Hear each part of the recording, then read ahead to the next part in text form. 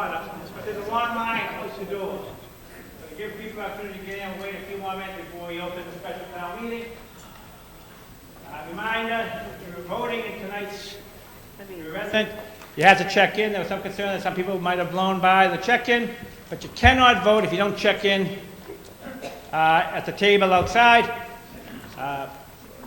To the back portion to the left of me is for non-voters. The center is for voters and forward. And the front row is for non-voters, but we can see them, so if they try to vote, we can kick them out. So we're going to wait just a couple more minutes before we start the special town meeting.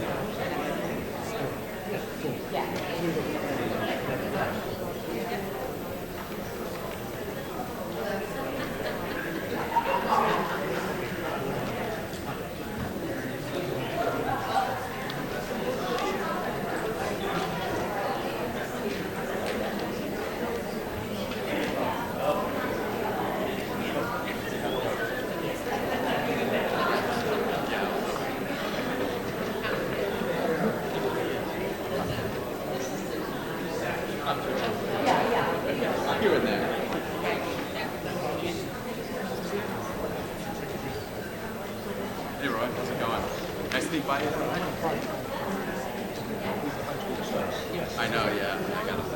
How's it going?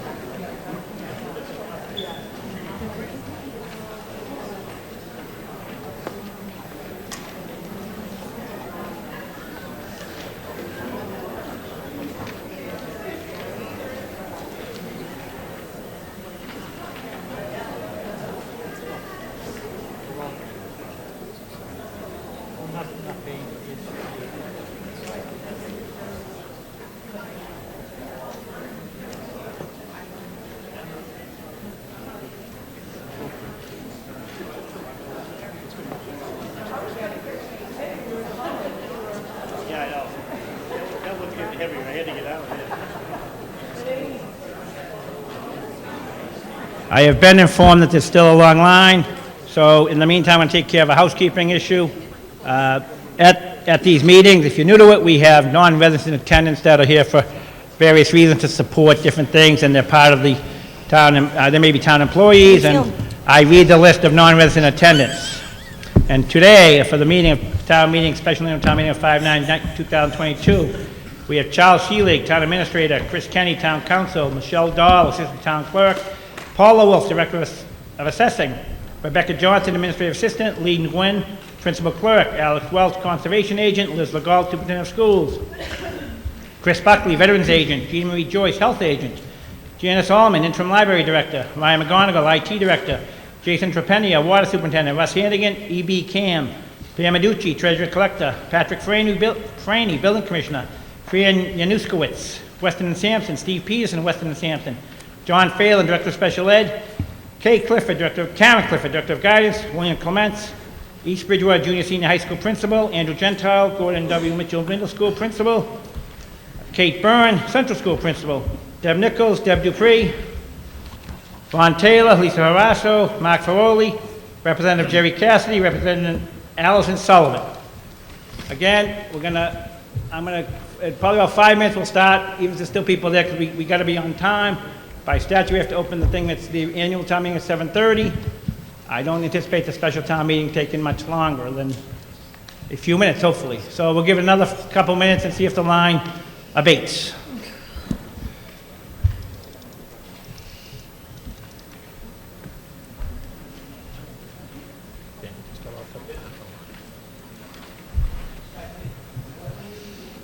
This is all your fault, Peter.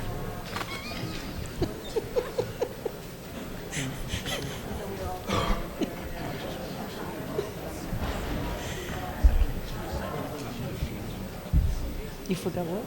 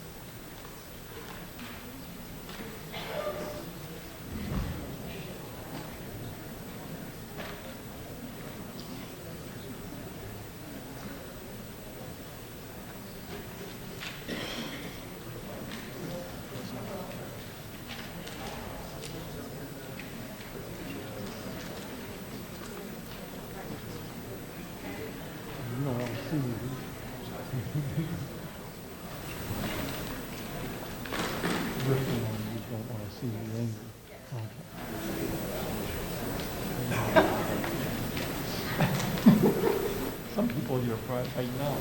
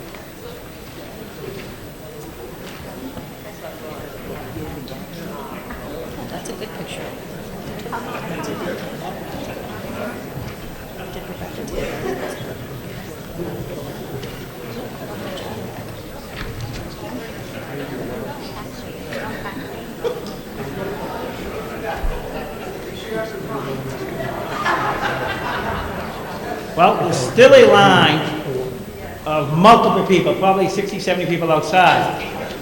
But you people came on time, you're gonna get a bonus. So if you would kindly rise and join in, East Bridgewater High School students are gonna sing the National Anthem.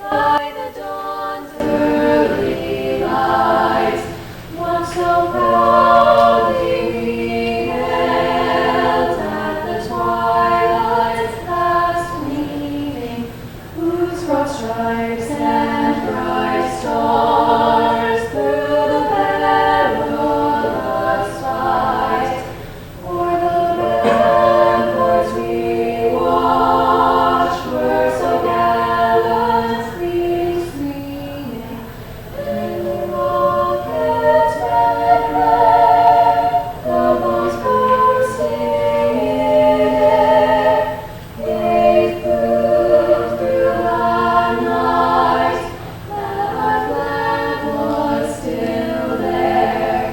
Oh, say does that star-spangled banner yet wave for the land of the free and the home of the brave?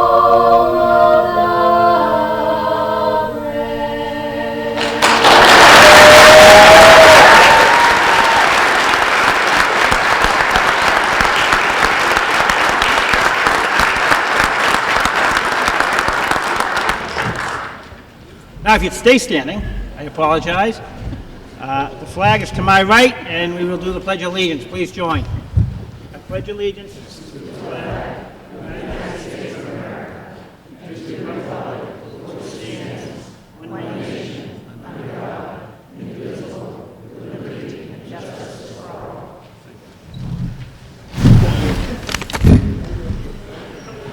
I'm going to make an educated guess and suggest that most of the people that are here are for the regular town meeting.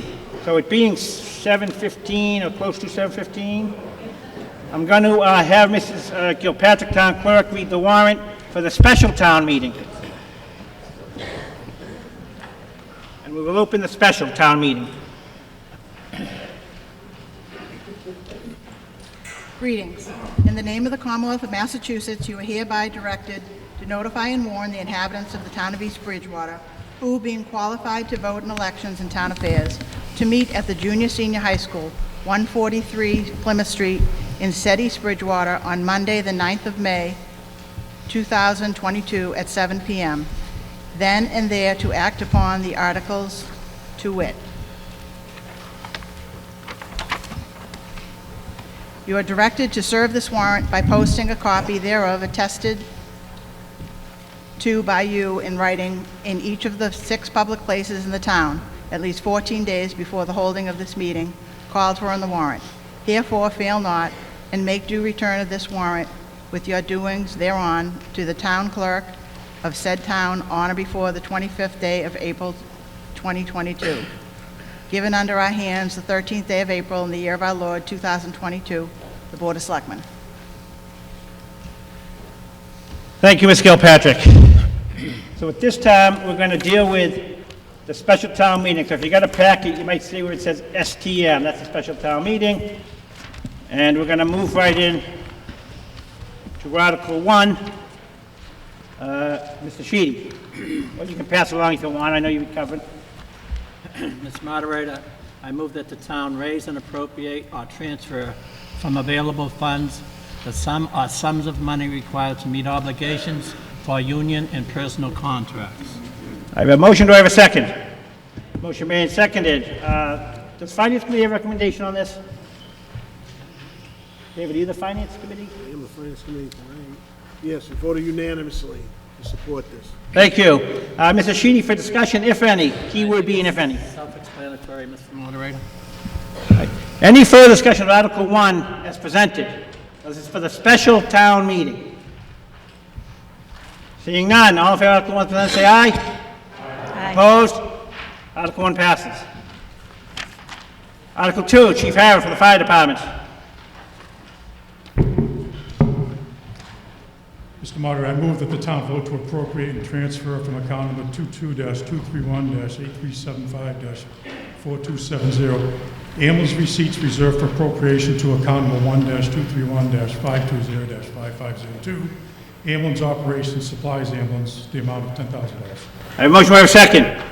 Motion made, seconded. Finance Committee recommendation? Finance Committee approved this unanimously. Chief, for discussion, if any. Yeah, it's just we had an increased cost for ambulance supplies this year that we didn't foresee. Thank you. Any further discussion on Article 2 as presented? Seeing none, all in favor of Article 2 as presented, say aye. Aye. Opposed?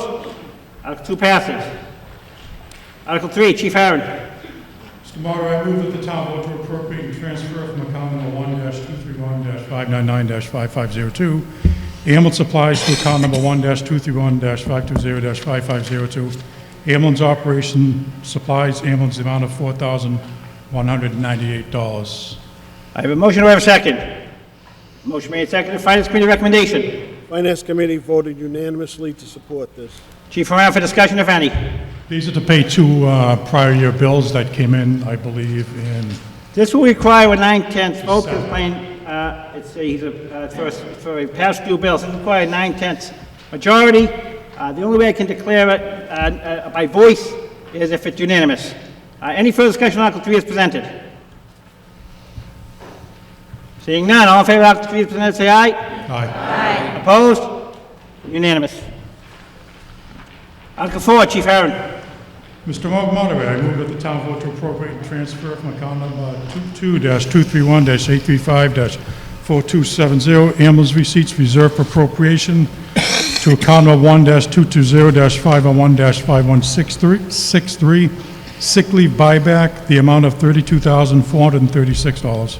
I have a motion, I have a second. Motion made, seconded. Finance Committee recommendation. Finance Committee voted unanimously to support this. Chief, for discussion, if any. This is for a firefighter who retired unexpectedly a few months ago, and it had to go to town meeting in order for the town to vote as the contractual obligations. Thank you. Any further discussion on Article 4 as presented? Seeing none, all in favor of Article 4 as presented, say aye. Aye. Opposed? Article 4 passes. At this time, I'll take a motion to adjourn the special town meeting. Second, all in favor?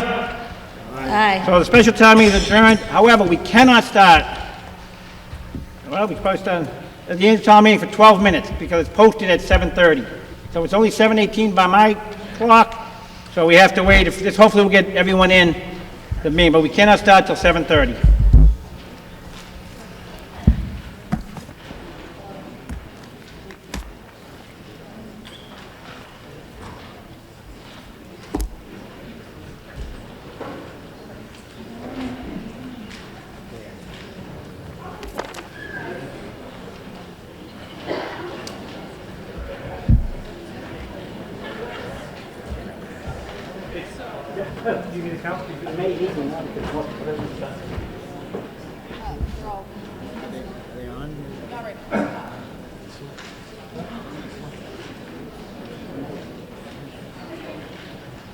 It's Dale from Dale. That's what's saying. You gotta keep in mind.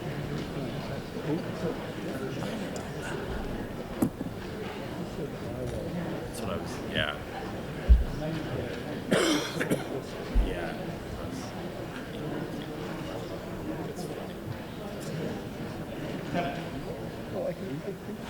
Michelle? No, she wasn't.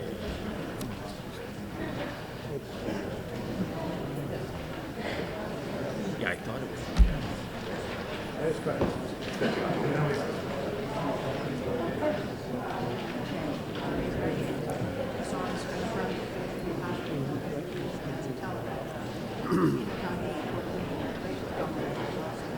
Yeah.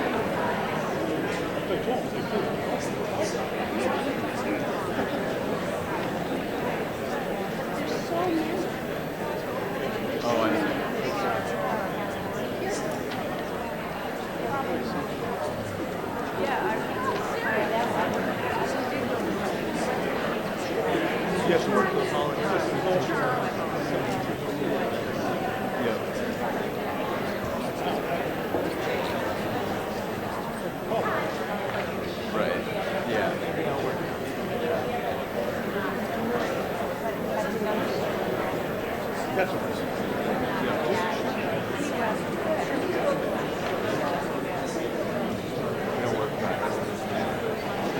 Is that the? I was gonna say, yeah. I'm hoping our office it's on there. Part-time person, like, to do paperwork. A lot of just like busy work. And getting out of the office nearly. So, the way that I put it on job posting, I just formally sent it today. Like it's posted this weekend. It's like Friday as well. They don't. It's only 6 hours. And, like I want to get people to apply, and they don't even come in on Fridays.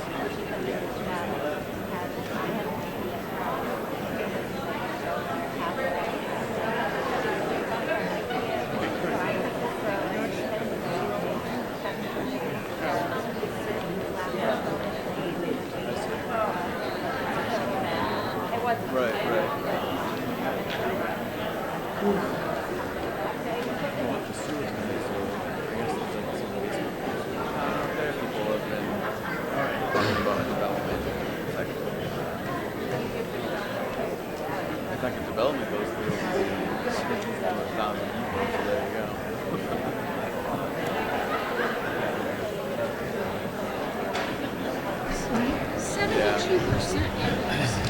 They sent the text. Yeah, they They sent the text to the chief saying they were secure and they're going to protest against it.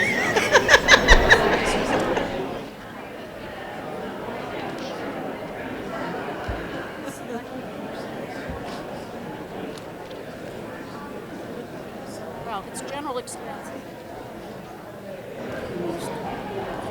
So they're going up I know by that, for instance, 14,000. well, I know part of that, in fact, the major part of that would be having a PR. Okay, that's something new. that Right, has- and the PR firm is years. A year ago, the board used COVID money, the board used COVID money for that. And then the board said, we want to continue this, so they included that in the budget. Okay, so that is probably the first question I'll ask. And see, no one else out there is going to know this. Unless you're not going to have this. With, This thing about PR. well, I mean, somebody, you know, if you ask the question, somebody, if you ask the question, Do you we'll know answer the why the question. town accountants go up? Is that because we're paying the new person Right. that much more? And why are we spending $1,000 toward town hall? Well, that I would have to go back into the details of that. Unfortunately, Ryan has his actual illness. And in fact, he was here this morning. Maybe Yeah. FinCom. And we can pull out, and Melinda will have the details, you know, we can get a better breakdown. I mean, I don't know when you were able to get a copy. Oh, I've had this for about a week, You know, but I didn't go over it until yesterday. okay, I mean, what I can say is in future years, if you have questions before town meeting, we're happy to answer. I understand that. The problem with doing it that way, no one else hears the answer. But I'm big on education. Good evening and welcome to the annual town meeting of the town of East Bridgewater, May 9th, 2022. At this time, I'm going to have Mr. Gilpatrick read the warrant for the annual town meeting to open the meeting. 3 dozen questions. Greetings. In the name of the Commonwealth of Massachusetts, you are hereby directed to notify and warn the inhabitants of the town of East Bridgewater, who, being qualified to vote in elections and town affairs, to meet at the Junior Senior High School, 143 Plymouth Street, in said East Bridgewater, on Monday, the 9th day of May, 2022, at 7 p.m. Then and there to act upon the enclosed articles, to wit: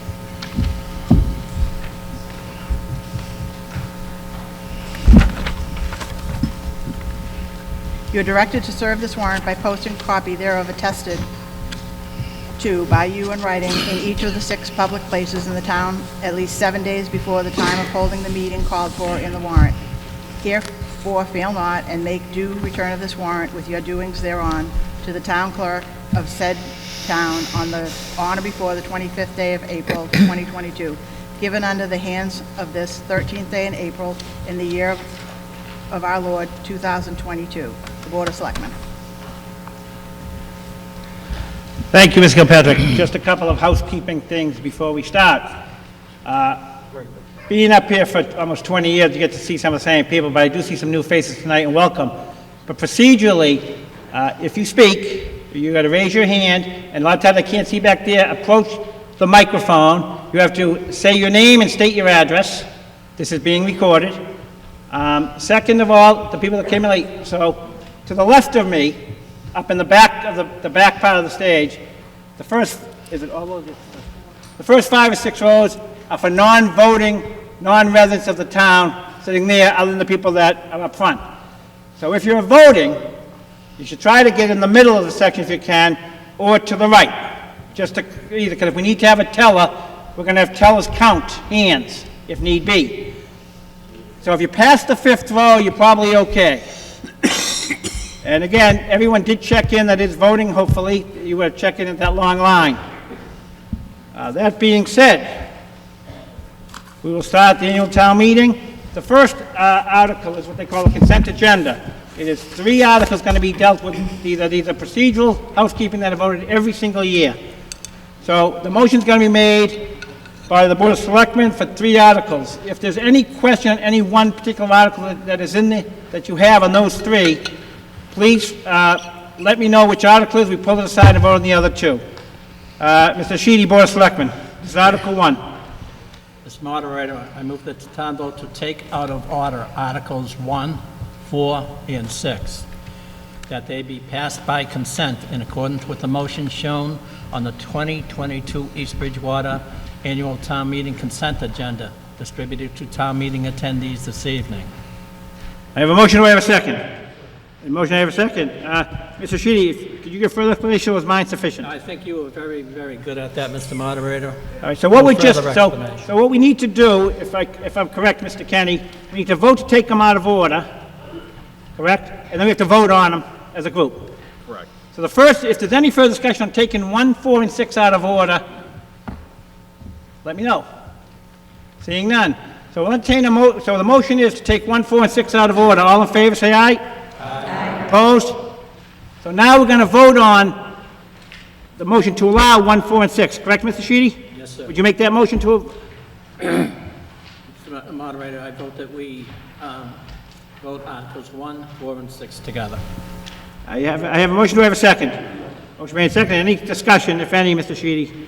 No, none further, Mr. Moderator. Thank you. Any further discussion? Article 1 is presented. This is 146.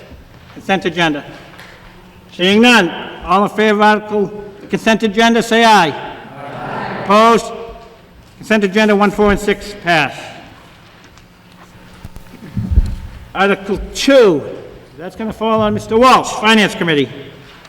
Mr. Moderator, I move that the town fix the salaries of all elected officials for the fiscal year 2023 and appropriate funds for the payment of said salaries and compensation, including the approval and funding of the town's obligation under the collective bargaining agreements completed in the fiscal and calendar year, the payment of debt and interest provided for a reserve fund, and for charges, expenses, and outlays of the several town departments for the ensuing 12-month period through June 30th, 2023, all as set forth in the budget presented by the Finance Committee, and as funding therefore to appropriate from taxation the sum of $34,121,403, transfer the sum of $13,578,475 from the projected state aid receipts, the sum of $3,025,213 from estimated local receipts,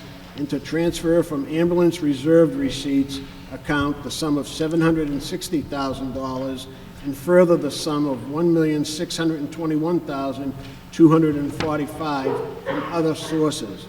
$2,315,062 from water enterprise estimated receipts, and $500,000 from the water enterprise retained earnings, $995,006 from solid waste enterprise fund estimated receipts, and $100,000 from solid waste enterprise fund retained earnings, all to fund the budget as recommended by the Finance Committee as shown in the final column of Article 2 in the warrant for the May 9th, 2022 annual town meeting.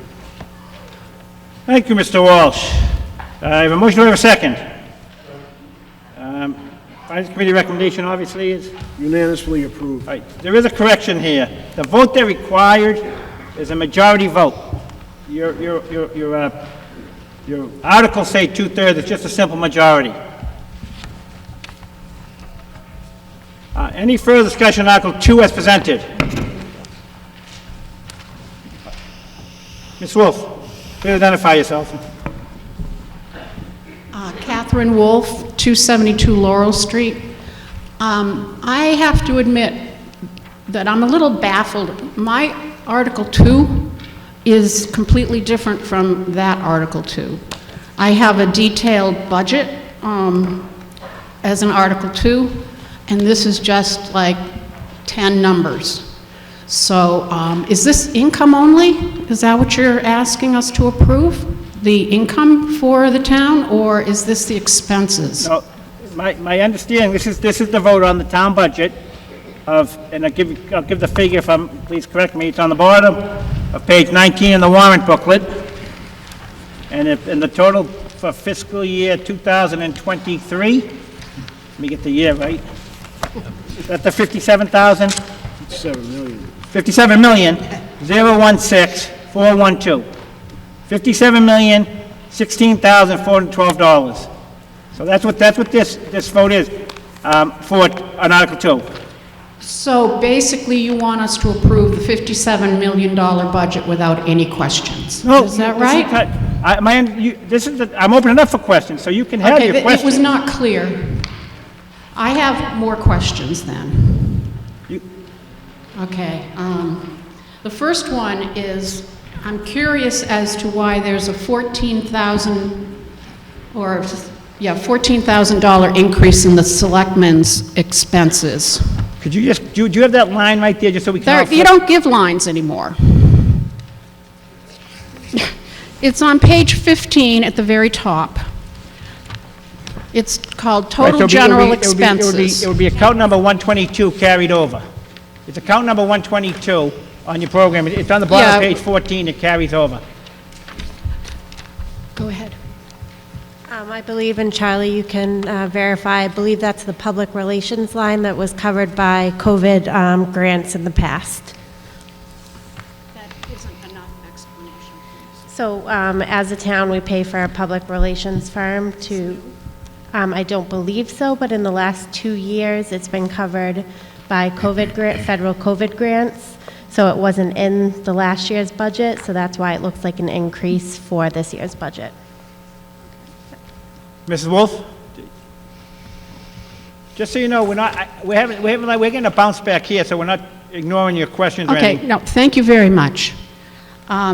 Okay, the next question is, there's a $22,000 increase under line item 135, town accountant, in the personnel expenses.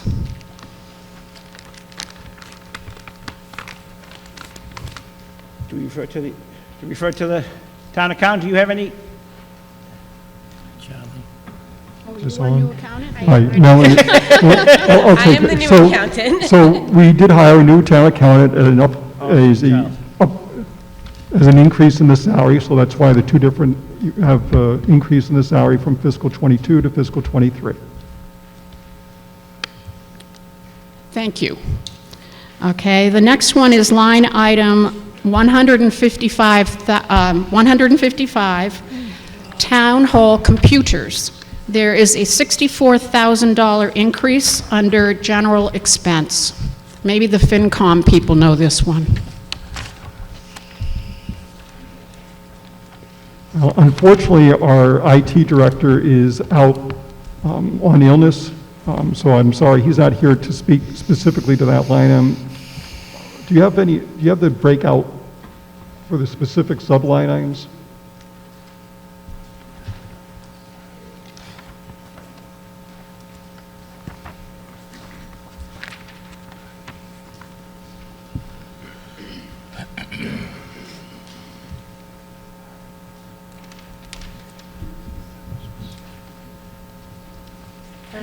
So his line items is computer services mostly. There's the $63,000 increase that you mentioned. And I don't have the breakout of each item, but I believe it's just different services and upgrades that are needed to keep things operating this year. I'm trying to remember, do you remember, Dave, any of the major? I think part of this was a 3-year license that we paid for at one point in time. It was David, I don't know if anyone can hear you. Can you speak into the Oh, mic? I believe part of this was a 3-year license that we paid for 2 years ago, and it's going to come up again in this cycle.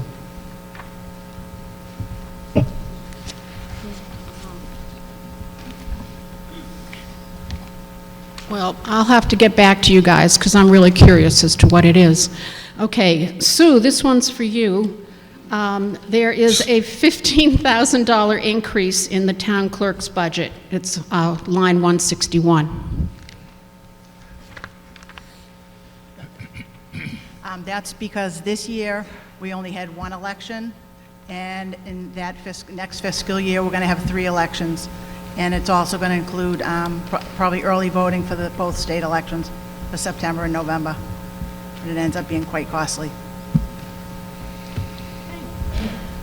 Anybody else have questions? You're doing a good job. Okay. All right, thank you. Okay, Conservation Commission, line 171 on page 16 at the very top. There is a $32,000 increase in personnel. Did we hire someone else to help out with that? The plan, in fact, is to hire someone. If the person has not been hired yet, for obvious reasons, in the sense of this is funding for fiscal '23, but if approved tonight, then the Conservation Commission, in addition to having the Conservation Commission agent, will have an administrative assistant in the office.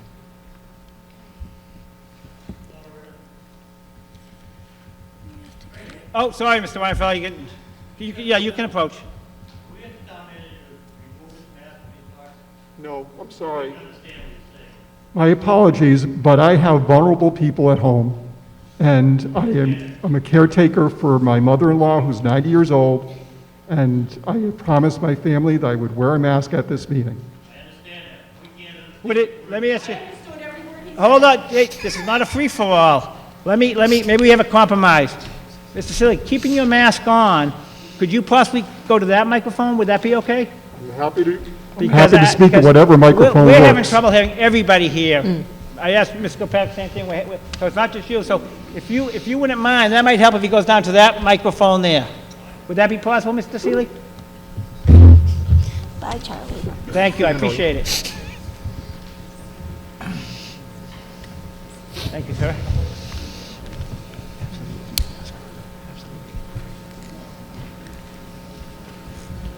Should I ask my next question? You certainly may, Mrs. Wolf. Thank you. Okay, this is a great one. The planning board decreased their budget by $21,000. Who would like to address that? Is Mr. Gardner here? Would that be something, Mr. Gardner, that you would be interested in discussing, or we'd like to leave it to the town manager? The town manager's getting that information up now, Mrs. Wolf. Planning board. Nobody has it? No, Mrs. Wolf, the town manager's getting that now. Excellent. But if Mr. Gardner wants to chip in, he's the... I think I can answer that question. We had a senior full-time employee who retired during last fiscal year and who has been replaced by an employee at a entry-level position. So I believe that you'll find that's where that salary change comes from. Thank you, Mr. Gardner. Thank you. Is that sufficient, Ms. Wolf? Yes, that's wonderful. Thank you. Okay, facilities management has a 13% overall increase in its budget. I'm not sure who's responsible for that. Is it Mr. Haynes? No, facility manager, is that Mr. Kiley, you want to answer that, Mr. Haynes? Mr. Haynes from the Department of Public Works.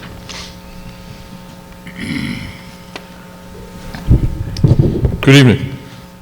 The increase in facilities management is primarily representative of what all of us are seeing, significant increases in our overall cost of services, utility increases, anticipating for that, material increases, things like that throughout, as well as an addition, should this budget pass tonight, the addition of one full-time maintenance technician to the facilities division. Thank you, Mr. Haynes. Mrs. Wolf? Oh, yeah, Mrs. Wolf, I'm going to take this gentleman here, this gentleman here. I believe it's Mr. Litch, is that Mr. Litchfield? Leon S. Litchfield, Jr., 788 Bridge Street. On page 16, line N 196, you have $100,000 for gasoline for the town of East Bridgewater here. I have seen nothing in the budget here for diesel fuel. I know the fire department runs on diesel fuel. The highway department runs on diesel fuel. If you went out, you bought 10,000 gallons of diesel fuel today, it's going to cost you $50,000. I'd like to know how you're going to operate the town this size for $100,000 a year. I had the opportunity last Friday to call the White House at 9 o'clock in the morning. The operator said, "Good morning, White House." You know what her answer was? "There's no volunteers here today to take your call. If you got a problem, call whitehouse.com. You cannot run the city of this town this size for $100,000 a year. It's costing you $50,000 to $60,000 when we go in and pick up a load of gas or diesel fuel. We've got to pay for it when we come in and get it. I'd like to know how you people are going to run this town on probably 20,000 gallons of fuel and diesel fuel and gasoline. It's impossible, gentlemen and ladies. Thank you." Mr. Litchfield, not that this would appease you, but the actual amount is $120,000 for this year. Not that that's still, I understand your question, but does anyone want to address that from either the DPW or Mr. Seelig? Do you want to address that? Depends on the actual question. The detail on the line item actually says gasoline/diesel. So both fuels are included in paying for the town services. John Haynes would have a better sense of whether 120 is adequate, but I believe it's, as it was pointed out, was 20,000 more than what was budgeted for fiscal '22, and also I believe it's a total of $40,000 more than was budgeted, or at least expended in fiscal '21. So I think John has taken into account the increases that we've seen in the marketplace in terms of submitting this budget for gasoline and diesel. Thank you, Mr. Seelig. Mr. Litchfield? My answer on that, gentleman, sir, excuse me, when we bid a contract, we bid under 30B of the bidding law in the Commonwealth of Massachusetts. It has an escalation, de-escalation clause in it. So if the gas goes up today to $10 a gallon, me as a vendor has a right to charge you $10 a gallon. On 10,000 gallon load, that'd be $100,000. Am I correct? You're not going to run this town with that, believe me. Thank you. Thank you, Mr. Litchfield. Any further discussion on Article 2? Ms. Wolf?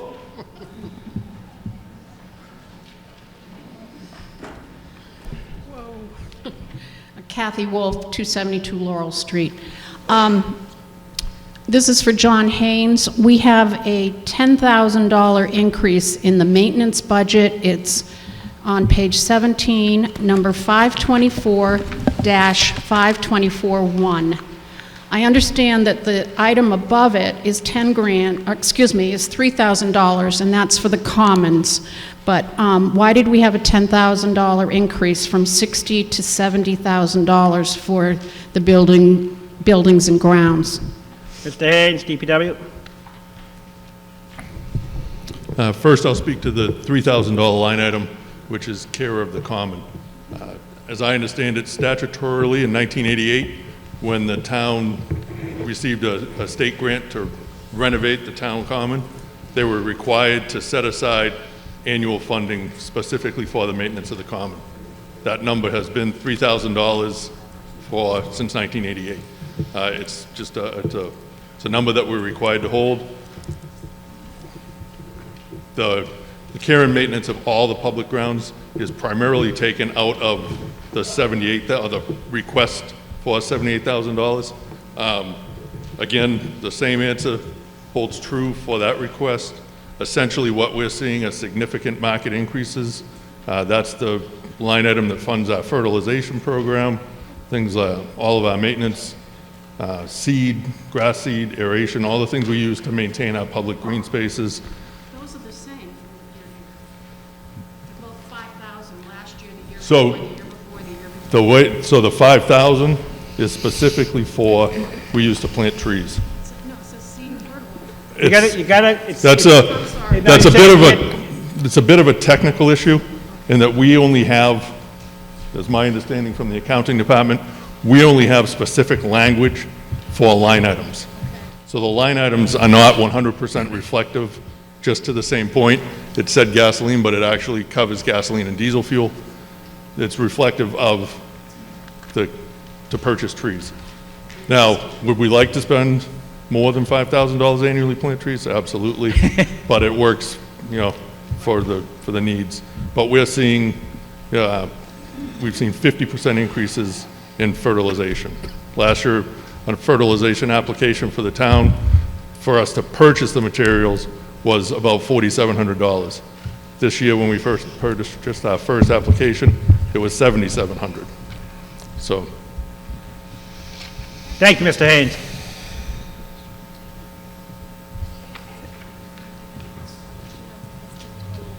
Do you, town accountant, do you want to? I just had some more information on the town computers line that she had questioned, and I have here some of the major increases. There's major increases included in multi-factor authentication system, and additional increases in online email threat protection software, as well as social media archiving for the town and schools. And then most of our contracts are going up a bit each year, which all added up comes up to the larger increase that you're seeing. Thank you. Anything further on Article 2 as presented? One more. Absolutely. Don't worry about it. Kathy Wolf. Let's see. On page 19, under Public Library, the other expenses line has gone from $85,000 to $103,000, which is a 21% increase. It's 18 grand more. Is there anybody from? Thank you.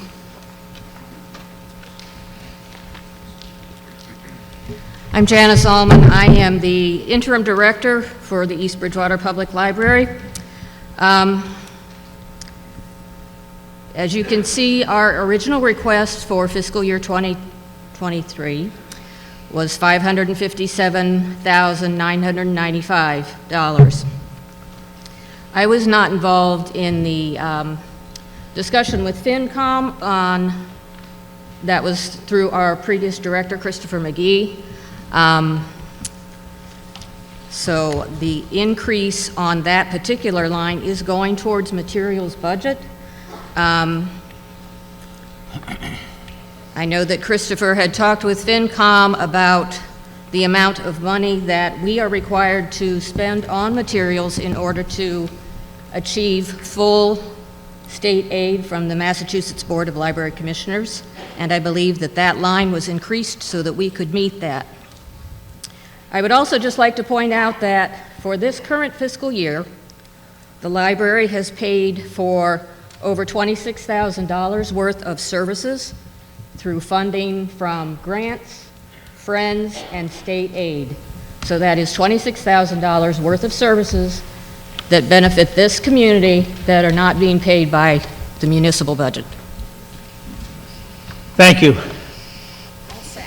I'll say, I do want to thank Mrs. Wolf because in the, like I said, almost 20 years here, she does come informed, and it's appreciative. Because years ago, we used to do how you just did it. We used to do department by department, but past couple of years we changed it, so people may not realize where it's going. So thank you for your informative questions. Any further discussion on Article 2 as presented? Seeing none, all in favor of Article 2 as presented, say aye. Aye. Opposed? Article 2 passes. Article 3, Mr. Hearn from the Capital Committee. I move that the town vote to transfer from general stabilization the amount of... Hold it, you use the mic there. Okay, I'll start again. Yeah. I move that the town vote to transfer from the general stabilization the amount of $1,203,414 to fund the purchases.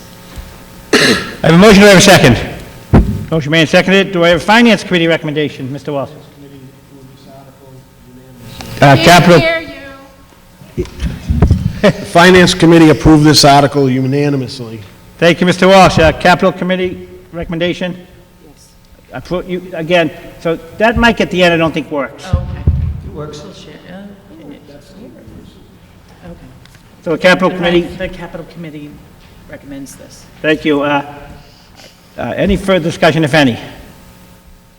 Mr. Hearn, since you have presented, do you have any further discussion on it? No. All right, this will actually require a 2/3 vote. Any further discussion on Article 3 is presented? Mrs. Wolf? Okay. Kathy Wolf, 272 Laurel. I'm just going to read the ones off, and then you can address them. The first is, this is a DPW request, the library roof assessment for $54,800. Yikes. The next one is the library door replacement. I'm like shuddering to think that's one door for 20 grand. Then further down, I have no idea what a dust collector is, which will be relocated at the junior senior high school to the tune of $21,750. Then we have the access control system to be replaced for $103,766. And last but not least, I have a comment to make about the renovation of the Church Street complex. I believe that we received an ARPA grant of $55,000 to help with that. And if I'm wrong, I'm sure that someone will correct me. Thank you. Okay, so the first two she has is the library. Does anybody from the library would like to speak to those? I'm sorry, we'll have Facilities Manager, Mr. Kiley. Actually, are these all yours, Brian? Excuse me? Do you want to address all the issues raised? I'll address the ones that I have on here, yeah, sure. Okay. The library roof assessment, that building is, the original building is 1896. Still has the original slate roof on it and original copper flashing. It's brittle, it's worn, and it's served its useful purpose. Needs to be replaced. In order to do so, it needs to go out to public bid. We need bid specifications, schematic designs, and bid documents, and that's what the assessment will give us. Does that answer your question? Yeah, the library. Outrageous amount of money. It's like that's what the replacement. Again, that's the estimate that I have. Yes. The library door, Brian, can you speak to that? Library door is a replacement door for the main entrance on the top of the ramp at the library. That door is used every day, all day long. It's 20 years old. It's worn out. It needs to be replaced, and it needs to be brought up to ADA code. Fire department overhead doors. All the overhead doors are original to the building. We want to replace the panels and the hardware for the doors. So the other one that Mrs. Wolf, you asked about was the dust collector. I can speak to that. The school submitted it, but there are two dust collectors in the school here for the shops. One is larger than the other, and we want to swap them out and put the larger one in the shop that has more equipment in it and add to it, so they can utilize the shop better, using the pre-existing equipment that we have. Thank you. The next one that there was a question about, I don't know if you can hit, are you going to discuss the desk collectors, Mrs. Wolf? Yes. All right, go ahead. Do you have to... Mrs. Wolf, you got to speak to the mic. Do you have to completely revamp the room in order to move that dust collector? Because $22,000 to move one into one room and the other back sounds like a lot of money. Both of these are located on the exterior of the building. The entire unit needs to be disconnected, removed, and replaced, and swapped out. And then they have to add additional hookups inside the building for ductwork to hook up machines. These dust collectors are hooked up to a piece of equipment that suck the dust out of the... No, I understand. Okay. Okay, and you got 3 bids on that? The school did, yes. Thank you, Mr. Carley. Access control system replacement at senior high school. That was a question. Can you That'd be address that, Mr. Shea. Mr. Carley? Mr. Shea? Mr. Shea? John Shea, businessman. Actually, he'll tell you his title. I don't know what it is.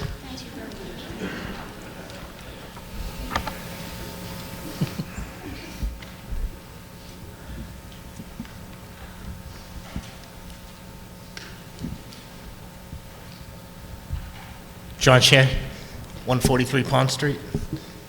The access control system is the fob and alarm system for the high school. It is currently failing. Doors are need to be manually locked. The alarm continues to go off at night. It's over 8 years old, and it needs to be replaced. Thank you, Mr. Shea. The last one you had a question about is the renovation of the Church Street complex. Do we have would that be Recreation Commission? I would say, John Haynes, if you want to speak on that. Yes, the $55,000 grant was worked on by myself and the Recreation Committee, and it has been approved by the state. John can give you the update on the total project. Thank you, Mr. Spagone. Sure, I'll speak to that. As Peter said, Selectman Spagone said, we did receive $55,000 towards renovation of a space at the Church Street complex. It's not the entirety, and even since the original proposals were put in place, we've seen significant inflation on all the costs related to, but the project had a bigger scope of the proposal. We had asked for, and looked for more state funding than that, but we were lucky enough to receive $55,000 towards it. But with that, it covers a portion of it. So in an attempt to actually, do the entirety of the project, we requested for an additional $40,000 to be able to rehab the entire area. The scope of the grant covers those increased costs.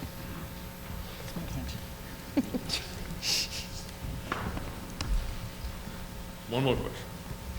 Thank you, Mr. Haynes. Mr. Nelson. Don Nelson, 30 Stonebridge Way.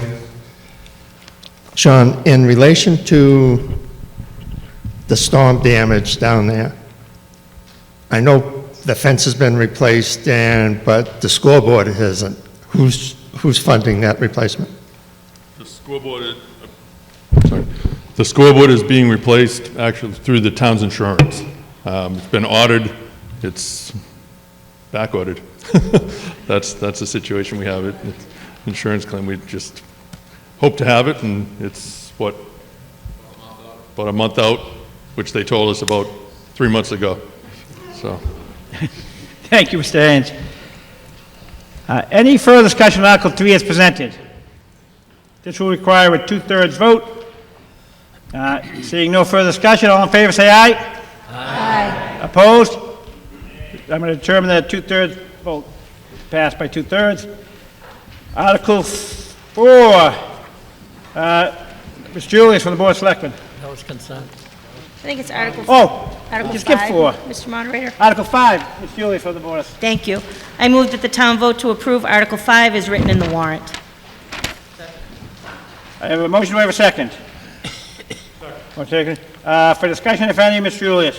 This is an article that we approve every year to do these property tax exemptions. All right, thank you. Any further discussion on Article 5 is presented? Seeing none, all in favor of Article 5 presented, say aye. Aye. Opposed? Article 5 passes. Article 6 we're skipping. That was part of the consent agenda. Article 7, Chief O'Brien. Police Chief.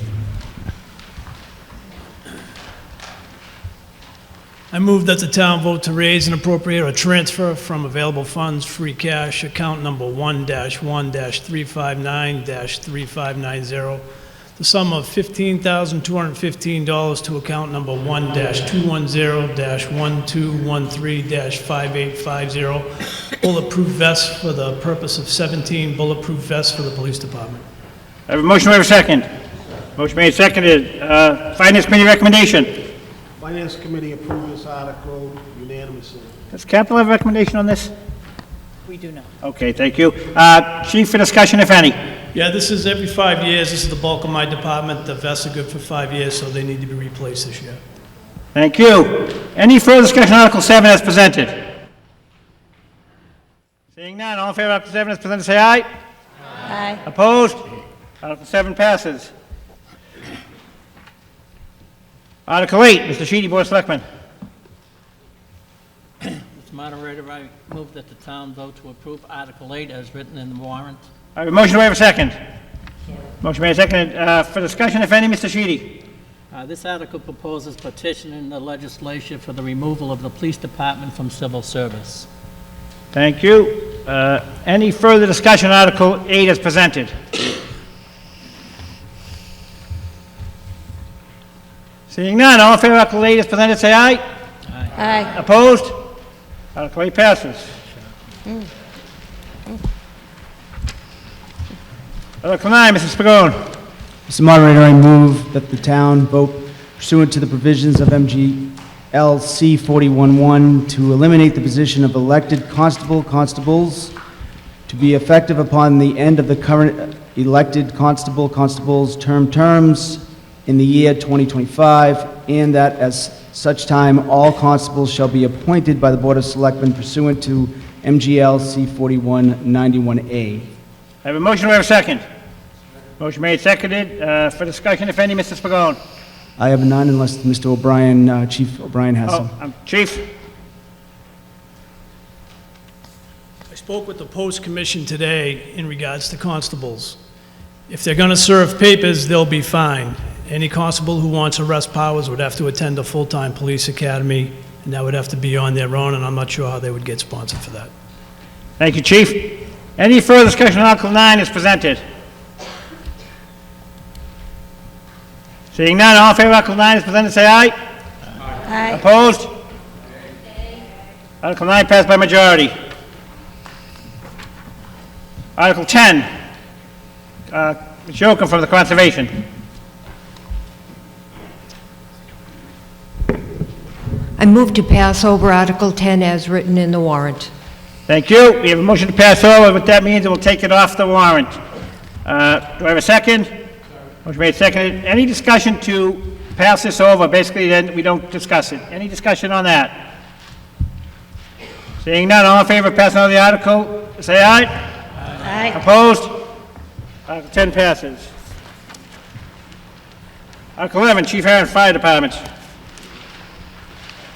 Mr. Moderator, I move that the town vote to transfer from account number 22-231-835-5966, ambulance receipts, transfer to stabilization, the sum of $125,000 to account number 82-122-911-4972, capital stabilization, transfer from special revenue for Tower 1.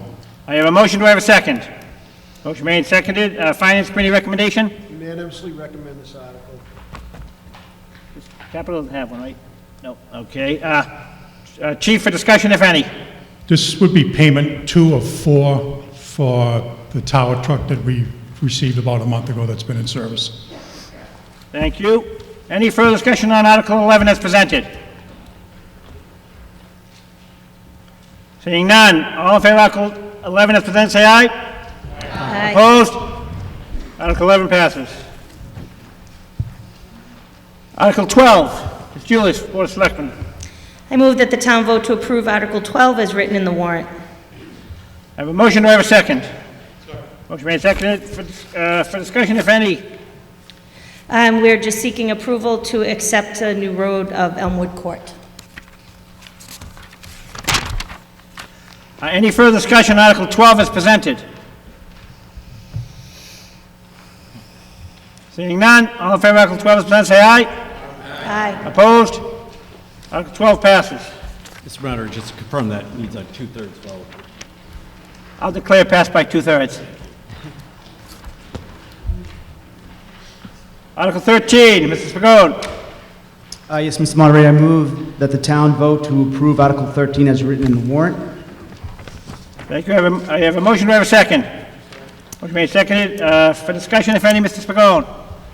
Yes, this is a long time coming. We have a number of roads in town that are unaccepted roads, meaning so that the town does not have them on their bill.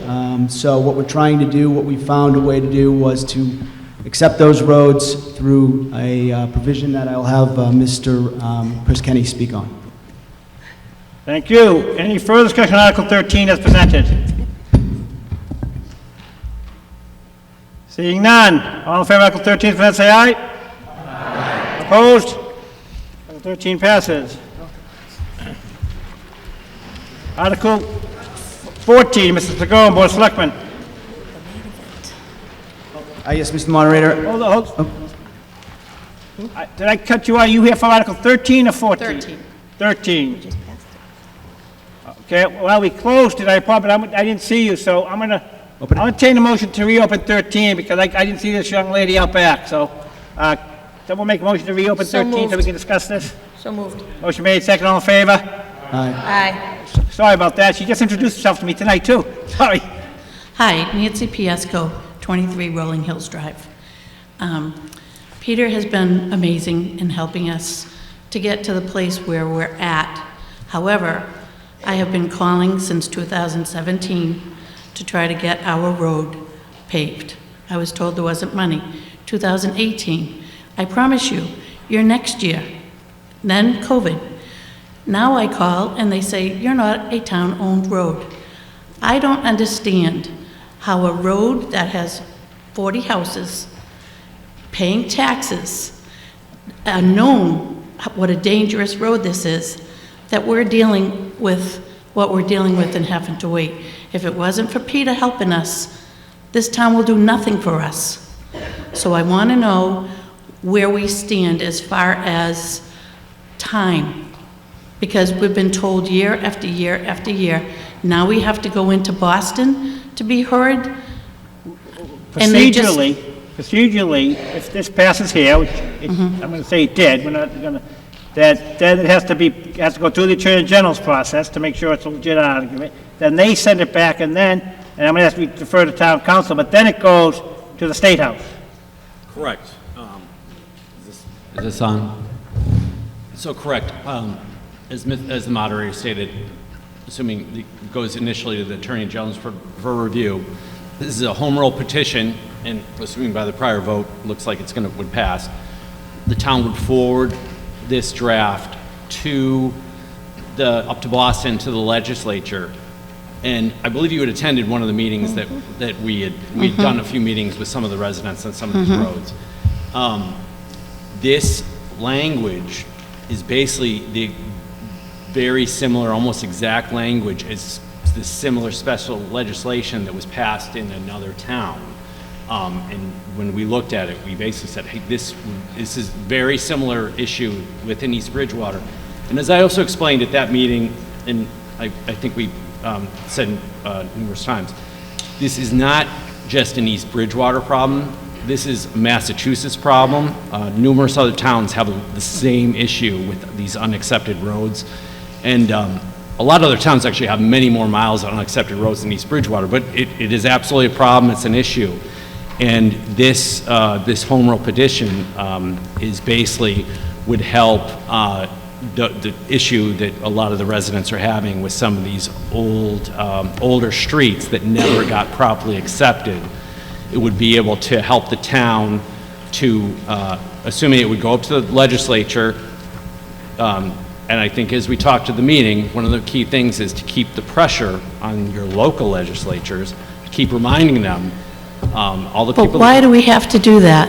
They found our as-bills, we have everything. The town knows that we're a road that is a road in Beirut. It is that dangerous. Right. And we have to wait and go to Boston and get approved and put this off again. And unfortunately, I'm the lawyer, I'm just telling you what's the law, the legal process. There's no way to Right now, expedite. your road is a private road, that's the law, and this is a way to get this is a way to help the town to get your road approved as a public way.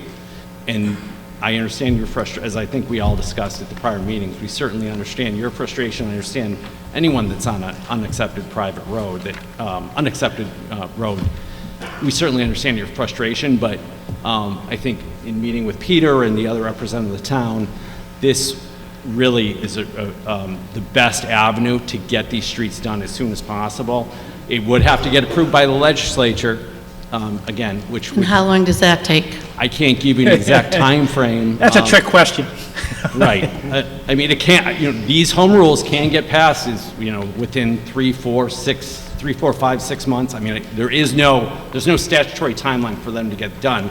I think that's what we talked about at the meeting, that all the residents, any residents that have, roads that would affect, that potentially this would help them get it accepted, we would say, contact your local, the reps that were elected to represent you, and make sure, keep on them to say, hey, what's the status of this legislation? Once the legislation is passed, it would basically follow the process that is laid out in the actual home rule article. So basically, it would have to go back. The street would go on for a town meeting, and then the town would vote on it. It would need a 2/3 vote, but assuming that that street received the 2/3 vote, it would essentially become a public way after that. So any timeline?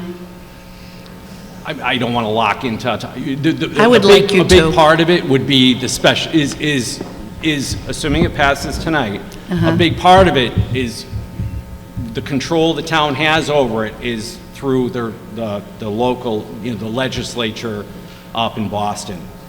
It would be in their hands, but again, that's the importance of, assuming it's passed tonight, of basically staying on them and making sure that they're pushing this through as quickly as possible. And again, as I mentioned before, the big key to using this was this same exact legislation has already been passed up in Boston. So the reason why we pretty much stuck to the exact same language was to try to get it to go through as quickly as possible with the legislature. So if they come back to us with questions, we can say, you already passed this in another town. You already passed the exact same. So we streamlined it to be almost exactly the same. So we could get it would go through the legislature as quickly as possible. All right, thank you. Thank you. Well, this gentleman first, walking down. But if you're gonna, you can come up to the mic and I'll stand behind him and I'll notify you. I'll go back and forth.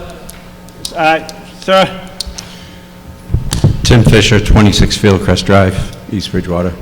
I would like to just take a moment to publicly thank Peter for all of his hard efforts and fantastic communication. That's something that we've never received from the town, unfortunately, for the last 30 years regarding this issue. And finally, we had an ear that would listen to us.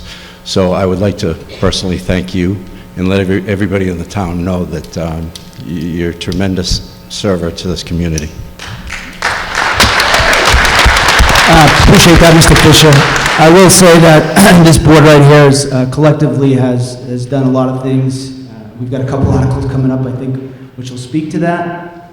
To Chris's point, though, quickly, there is a process in Fiesco for sure, but we've been down that road. I think me and Mr. Haynes, on a couple of occasions, have done these home petitions and have an idea of how to push them forward. The big question is, we're going to have to pay for these roads to be fixed. And it's not just Rolling Hills, it's not just Fieldcrest Drive. There are other roads that are on that list as well, so we need to keep that in mind. Sir. Ron Bellis, 7 Jacqueline's Place. So I think it's been a long time. It's been a long time coming that this gets addressed. You're not talking about 5 homes, 10 homes. You're talking about hundreds of homeowners in East Bridgewater. Some of them, including myself, who have lived in East Bridgewater for 40 years, and it never came up. We never knew about it. None of our elected officials ever told us about it. And we got to be honest, we did not get a straight answer from the highway department. We were put off until we found out, and it was the current highway department that told us that those roads were not approved. Something to do going back years ago with the bonds. And you're shaking your head there in the end. I guess you're aware of what happened, but nothing to do with the residents that live in those streets. I think the first thing we should do is identify those streets that are affected. And it's not just an aesthetic issue, it's a safety issue. We should do everything we can with the current highway department to make sure those developments, those streets, get extra attention. You've got cars and trucks swerving all over the place trying to avoid potholes in standing water. And there's a lot of children on these streets. A couple of these developments, Rolling Hills Drive, Fieldcrest, they're big developments. There's a lot of families, a lot of young children that use those roads. And they're atrocious. They really are. And it's very appreciative that you're addressing it now, but we don't want to hear that it's got to go to the state and then the state's got to come back to us to give us permission. This is an us problem.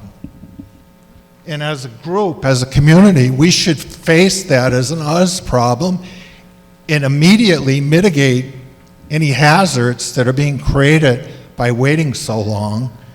I know Jacqueline's Place, which is off Rolling Hills, has the same issues. It has water and pothole issues. The road's falling apart. Fieldcrest is the same way. And all of it, and again, it's not a dozen families. You're talking hundreds of families. That's why we should identify what roads we're talking about. And one other item for thought. We have a town to run. We have a $57 million budget. It's sometimes very difficult to sit here and go over some of these line items that we're spending lots of money on when we're not supporting the basic needs of the town's residents. The roads, water, sewer, septic, to whatever degree we can support. So there's basic fundamental services that we need to support first before we spend money on other areas. And roads certainly is, a basic service. Thank you. Thank you. Thank you. I already recognize Mr. Weidenfeld. I didn't see this gentleman stand up. Mr. Weidenfeld, and I'm going over here and then back over here. To follow along the same path, I hope Leo Way, Tudor Road. Jim, can you identify yourself and... I'm sorry, Jim Weidenfellow, 41 Leo Way. This is a subdivision that's not as old as Rolling Hills, not as old as Fieldcrest. It's fairly new, but we've got the dubious distinction of having town well down there and a town treatment plant.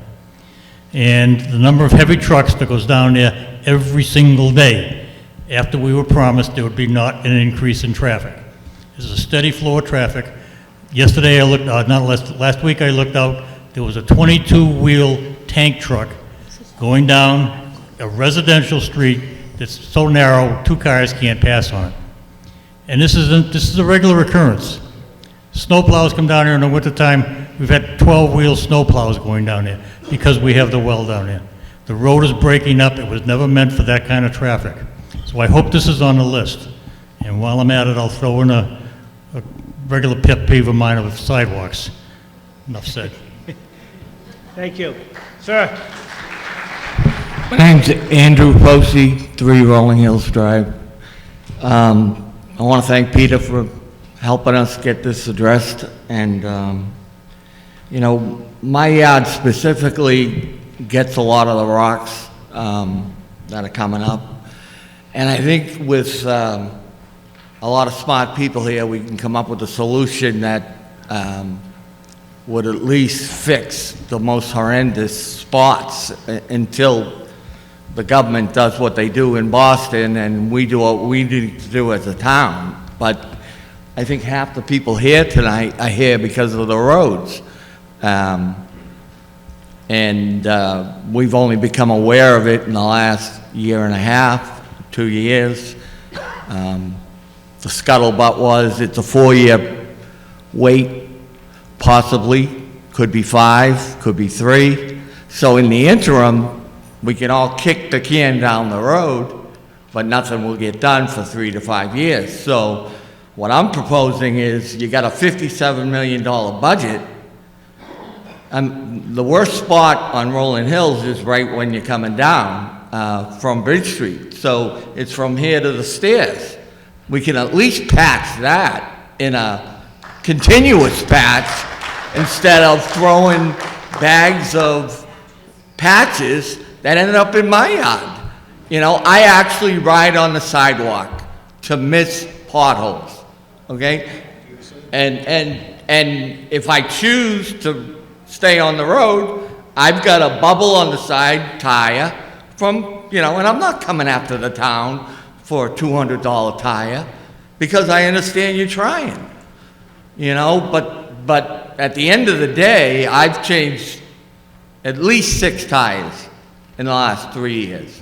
I have a low-riding car, you know, and it doesn't take potholes well. So I know where they are, and we go around them. But, you know, at nighttime, if a kid's in dark clothes on the sidewalk, you know, someone's gonna get hurt. Okay, so now someone gets hurt, and we have an accident, and it's not a town road. Who's liable? The homeowner? Is my house in jeopardy if there's an accident outside of my lot driveway? Because it's not a town road, it's a private road, so is my house in jeopardy of being a lien put on it? You know, these are things we don't know as homeowners, you know? And I love the town of East Bridgewater, and I think the management does a good job. You know, somebody was asleep at the switch. You know, I've been in that neighborhood 28 years, and somebody was asleep at the switch. And most of the people are probably gone, dead, and, you know, and we're left to bear the brunt of it. And someone's gonna get hurt. So, $57 million, let's put $500,000 into the road so nobody gets hurt and nobody gets sued. Wherever the spots are, at least a continuous patch won't come up. And then we can wait 4 years to do the whole street. You know, I just think that we have enough smart people in the House to figure out a solution tonight. Not, we'll send it into Boston, and when they feel like addressing it, and then it'll come back to us, and then we'll address it again. These are things that don't really sit well with a lot of us, you know, and just hoping that this is a solution that could save a lot of headaches and lawsuits, you know. That's about it for me. Thank you. Thank you. Sir, you'll be the last word on it, unless the proponent has anything else. Go ahead. Identify yourself, please. Eric Disbrow, 1 Jacqueline's Place. I live off of Rolling Hills as well. It was funny coming here tonight. My youngest son, public school system here, 13 years old, said, "Dad, you should tell him about the bus driver and how badly she cringes and hits the brakes and the whole bus still bounces and kids still flop around because she can't get around it." And you would think it would be as simple as Mr. Posey said, which is take that 50, 60-foot section, just clear it out and put a new section in. It's not much bigger than a driveway. I needed a new driveway, things falling apart. I went and spent $7,000 and put a new driveway in. No one ever told me 22 years ago when I purchased my house on Jacqueline's Place that this was a private road. At least the other ones are marked private ways, right? Mr. Whitmore has his up in Cranberry Cove. He's got Whitmore's Way down there. You've got other places that you see it says private way with a red sign. There's 30-plus miles of road in this town, never put private way on there. What is the liability associated with the private way? Do you folks know? Because I don't. So all roads are private ways until they're accepted as public ways. Okay. So private ways, the people along the private way are responsible for that private way. In terms of if there are, the town can't expend, can't expend money for emergency repairs, but it is actually, the courts have ruled on this, statutorily and also case law on this, the courts have ruled towns and cities cannot spend money on private roads unless, unless it's an emergency situation.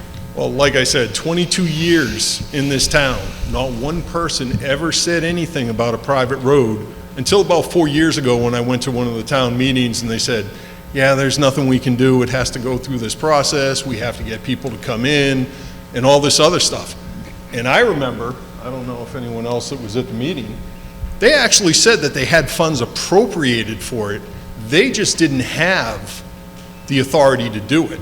Now all of a sudden we're talking about the millions upon millions upon millions that's going to cost us. It doesn't make sense because at the time it was putting us off and saying that the money was there. Now there's no money and we're holding the bag. I live in a place that my realtor didn't tell me, my title attorney didn't tell me. I mean, who's liable for me living in an area that I wouldn't have chosen if someone told me it was a private road? Because I understand, like Old Orchard Way, they have to plow their own street. They do that. There are a couple guys there that have plows on their trucks so that they can clear it.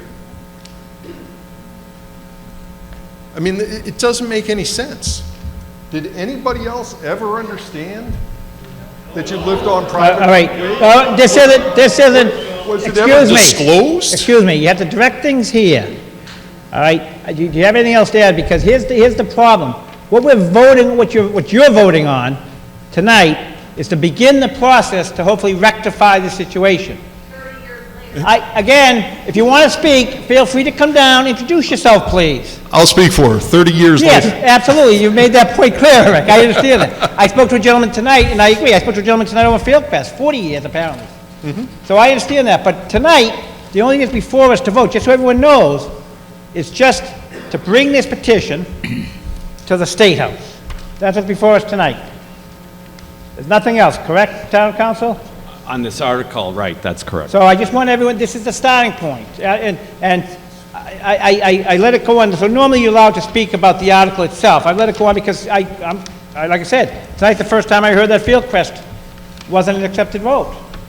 And it's been there since I've lived in town over 30 years, and it's always been there. But we have to focus on what we're here for. Tonight is to whether or not this town wants this petition, home rule petition, to go to the State House to get passed. So hopefully, I'm not going to say, hopefully the situation can be rectified. I've already said he's the last speaker. So are you all set, Eric? I am all set. All right. So now we're going to take a vote on Article 13 as presented. Again, it's just to get this home rule petition up to the legislature so these problems can be addressed. All right. So we voted on it already, but I reopened it at the request of a resident.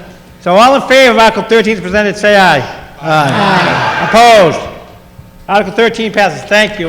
And I appreciate discussion. It's important to have. Article 14, Mr. Spagone. If people are vacating, can they do so quietly, because we still have town business? Yeah. Right. Go Ready? ahead, Okay. Article 14, Peter. Mr. Moderator, I move the town to vote, approve Article 14 as written in the warrant. I got a motion, do I have a second? Motion made and seconded. For discussion, if any, Peter. Yeah, this is an act establishing the North Bedford Street Sewer District in the town of East Bridgewater. Further discussion would be, basically what we've done is there, is it on the board? I know it was out front. Does everybody have this? There was a handout as well as, I'm not sure if it's on the actual screen. It's not on the screen. Okay. And I There was a don't think handout we up have- front, if you grab this, this is the first part of 2 articles actually on the sewer district. This is just to establish the district. Mr. Nelson, it's not on the screen. Your guess is as good as mine, sir. It wasn't given to them. So it's this document here that was handed out at the table when you came in, if you got it. This is what this article discusses. And Mrs. Pagone, would you explain what this document means, Yes. please? So the document that hopefully you have in your hand is the district from on Route 18 on the west side. So if you're going towards, just to make a clearer picture, if you're going towards Whitman on Route 18, this would be from Compass Medical, or even further down, excuse me, from, I believe, Superior Pool would be the farthest point, and the end point would be Whitman Town Line. So what we're voting on here is not the funding for this or any of the other provisions that are in Article 15. This is to establish the district.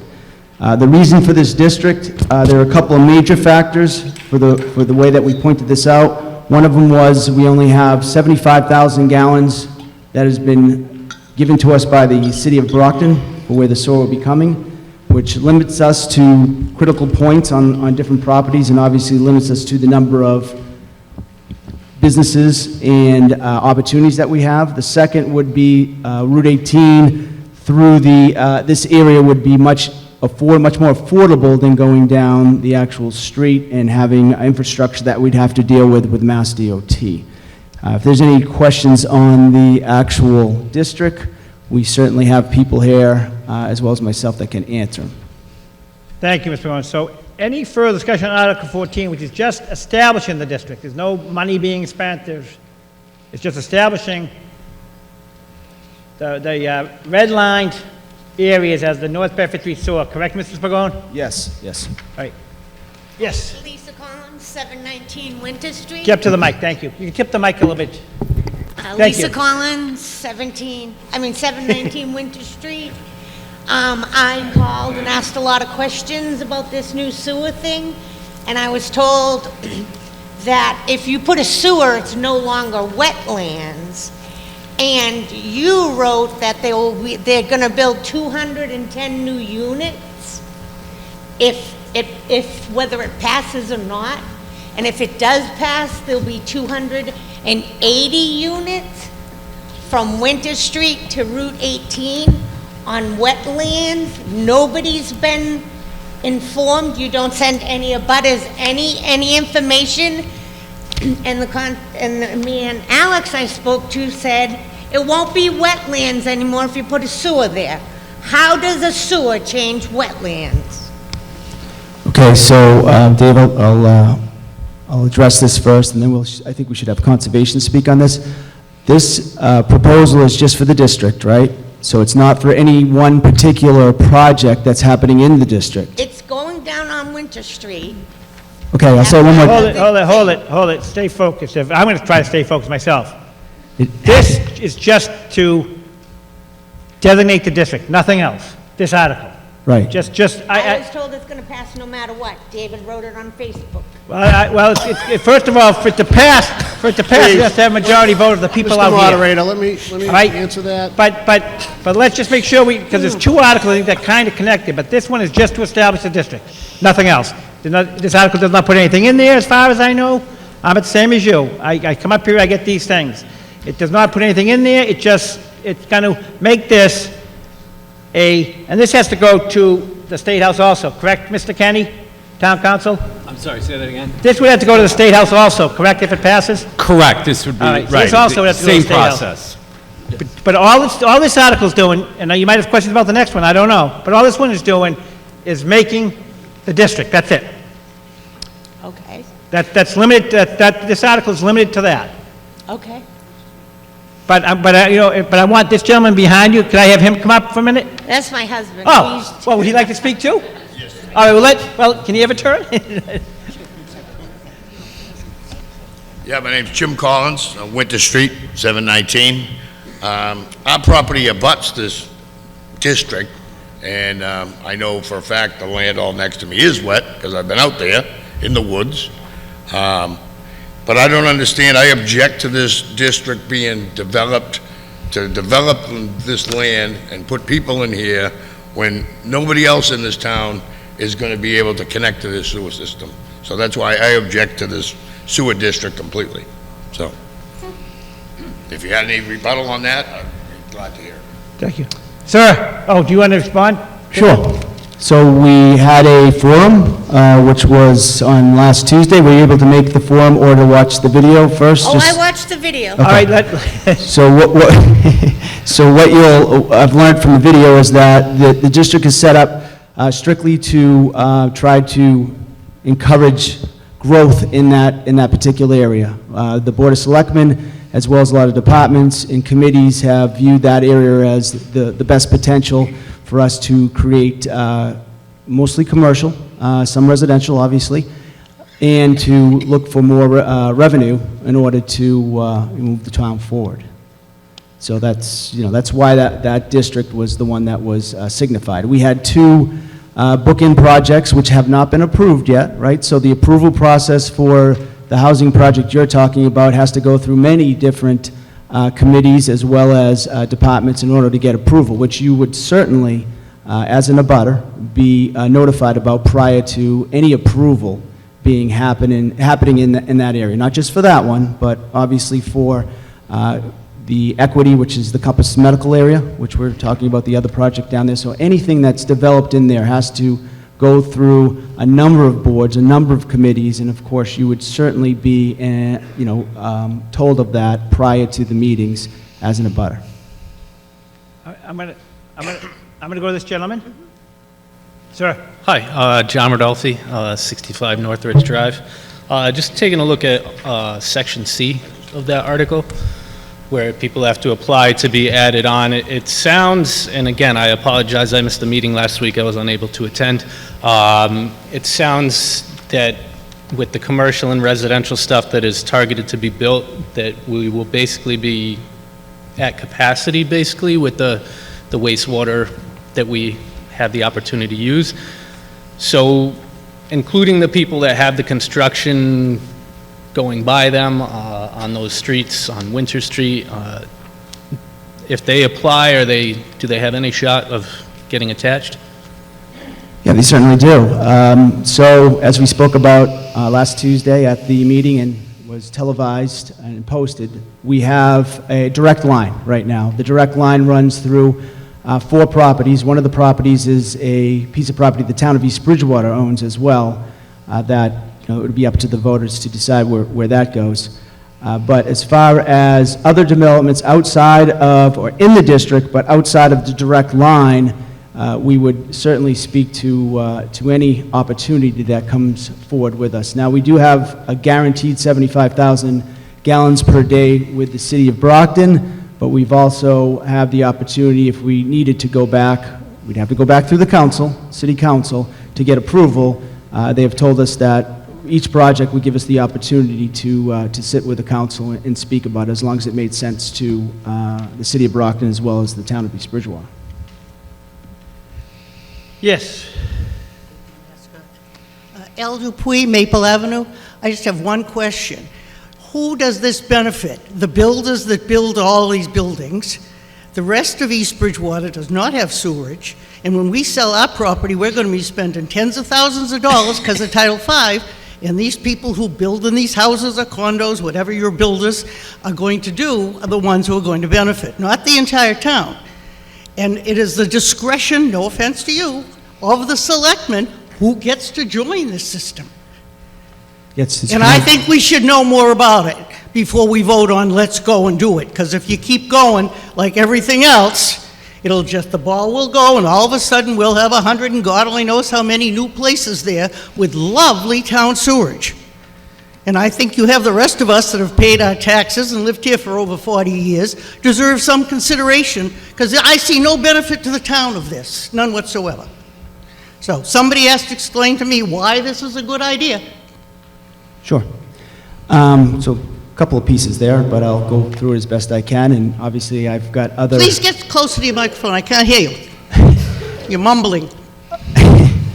So let me explain as best I can. I wasn't the only person involved in the process. This is a process that's gone on since 2017. We've dealt with this now with many different departments and in many different committees. The idea of the benefit for the town of East Bridgewater, I think hopefully we both can agree, is tax revenue, right? So you got property tax on those properties that would be built there. That would be income that comes into the town of East Bridgewater. You gotta, excuse me, you gotta... Excuse me, I don't want to remember all of his points. Right, so, but we can't hear you when you're making comments, so why don't you stand there? You said it would be tax revenue for the town. So they're going to be the same tax rate as the rest of us, right? But their houses are going to cost more than ours? I don't see how you can make that statement and stick by it. Well, it would, if that land is developed somehow, however it's developed. Absolutely, and the developers will make out fine. Excuse me. You asked a question. If that land is developed, it would bring tax revenue to the town. Like, and I have a cesspool still in my house, so it's not going to help me. As do I. But it would bring tax revenue. Vacant land as compared to developed land does do an increase of tax revenue. That's the short answer to your question, and that's how we did. I don't know what the rest of your question was, because we echoed, but is there any, Mr. Spigone, did you have a two-part question? Sure, I think it was about, the rest of the town.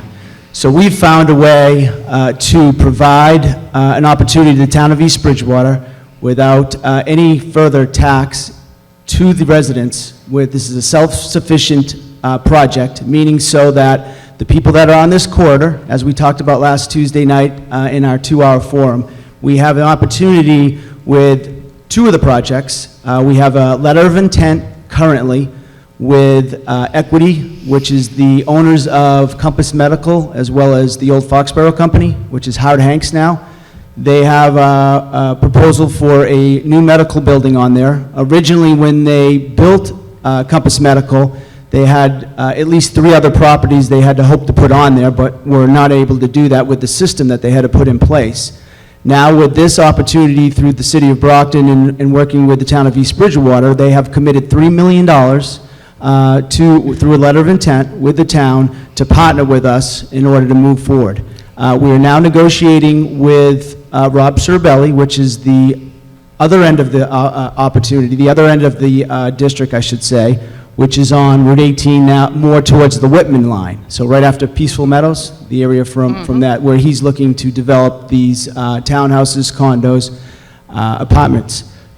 From there, we have another, the middle piece of this is with Rhino Capital, thank you. Rhino Capital, who is proposing a warehousing unit, which is on the Speedway area. There used to be the racetrack that was out by on Route 18. They're proposing a 400,000 square foot facility. They do have a septic system approved right now, but for the capacity of what they'd like to do further down the line as far as adding jobs to the opportunity, we got to negotiate with them as well. Again, the two things that we look for, this board and the town officials look for, is to find new ways to get capital into the town of East Bridgewater, and to find the opportunity for jobs and housing into the town. And I'll just comment on one thing. Compass Medical is owned by Stewart, who only cares about the bottom line and not about East Bridgewater and their taxes. That's not true. But All right, again, we're off target here. Okay, I'm just saying, I don't see it as a big benefit to East Bridgewater, and you haven't convinced me. Thank you. Ms. Wolf, I'm going to take this young lady first. She was waiting. I understand. And then I'll come over to you. Yep. Hi. Marie Sybag, 1037 Plymouth Street. I just had a very quick question. Procedurally, Article 14, if it does not pass, does it automatically cancel the next article? I'm having trouble here, but did you guys hear the Yeah, I question? did. She said if 14 doesn't pass, the district doesn't pass, does it eliminate 15? I would say it would make it extremely difficult. No, I was just curious. Just curious. Thank you. Yeah. Ms. Wolf? Yeah, Kathy Wolf, 272 Laurel Street. I think there may be a misunderstanding of who is to pay for this particular project. The businesses and who are being developed, the housing units, et cetera, are actually paying for the project themselves. They're paying to have they'll be assessed for the value of the septic. Can I cut you off there just for a second? Yeah. That's for the next article. Well, I think it helps in terms of why we're creating this particular Fair enough. project. Fair enough. So they will be paying for that themselves. They'll also be paying for the septic use. I've lived in town for 31 years as of this month, and I have a septic. I moved in before Title V, and I know it's going to cost me a lot when I pass away or when I move. My daughter will have to deal with that. But I see this as a wonderful opportunity for commercial and industrial growth. We're always complaining about how high our taxes are. And part of that is exacerbated by not having a commercial or industrial base. If we have something that we have an opportunity to develop that and to actually make it a reality, I'm all in favor of that. So, thank you. Thank you. Mr. Litchfield? Yes, Mr. Leon Litchfield. Jr., 7088 Bridge Street. Last week at the meeting you had, I'd missed it, but you said you had a letter of intent with the city of Brockton. The sewer treatment plant in Brockton has been online for almost 60 years. How much more life expectancy do we have for that sewer treatment plant? The proposal you got before you tonight shows that you're almost abutted to the Whitman line. Whitman has a new system in there. It would be more feasible for us to tie in Whitman down by Peaceful Meadows. Therefore, we will defer the cost of all police details, construction on Thatcher Street and everything else. I don't know if you're familiar with the city of Brockton right now. There's a lot of developments going on there that you people don't know about. A and B building, Campello High Rise is going to be taken down, new ones put up down there.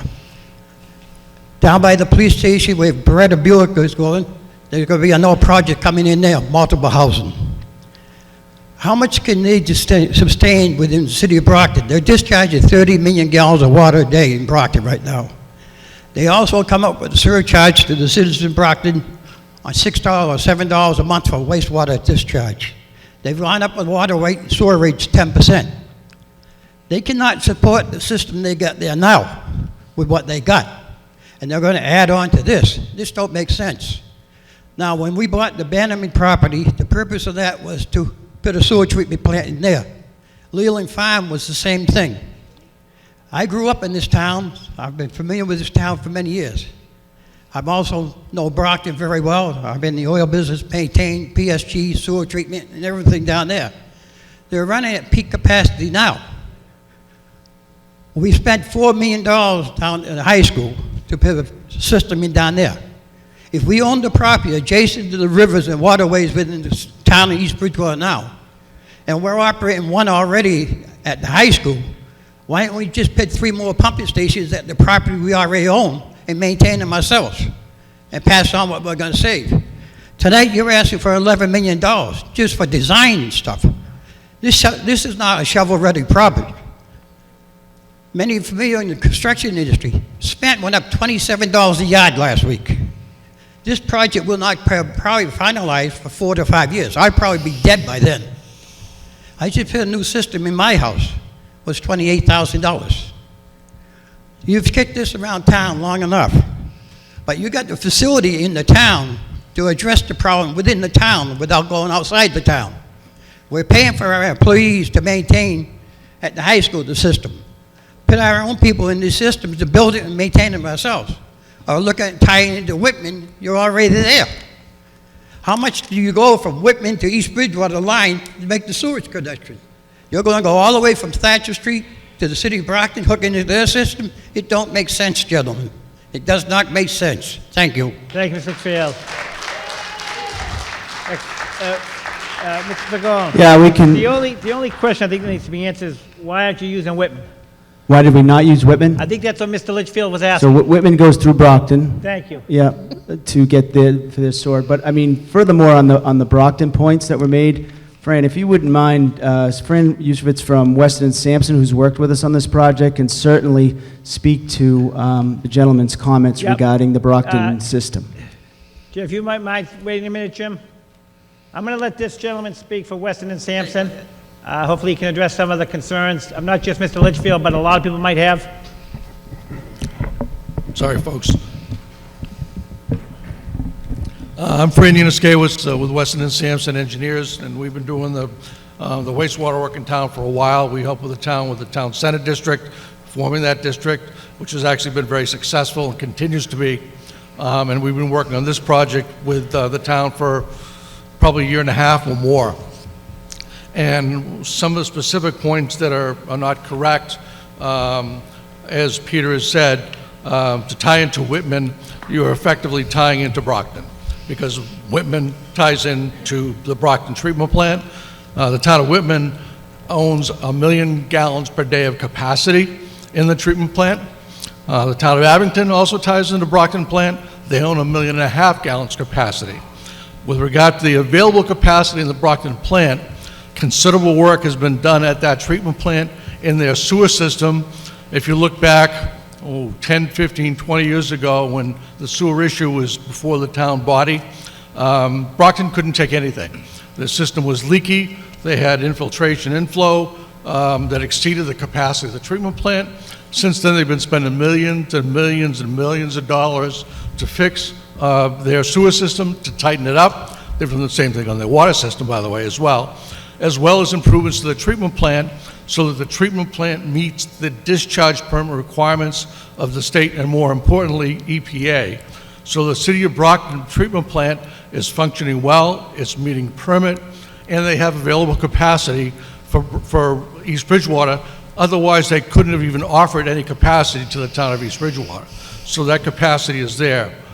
With regard to cost and running the treatment plant, in a bigger system, the way economies of scale work, the bigger the treatment facility, the lower cost to operate on a per gallon per day basis. So there's a great advantage of doing that and tying in even a small flow into a big plant, because you've got economies of scale.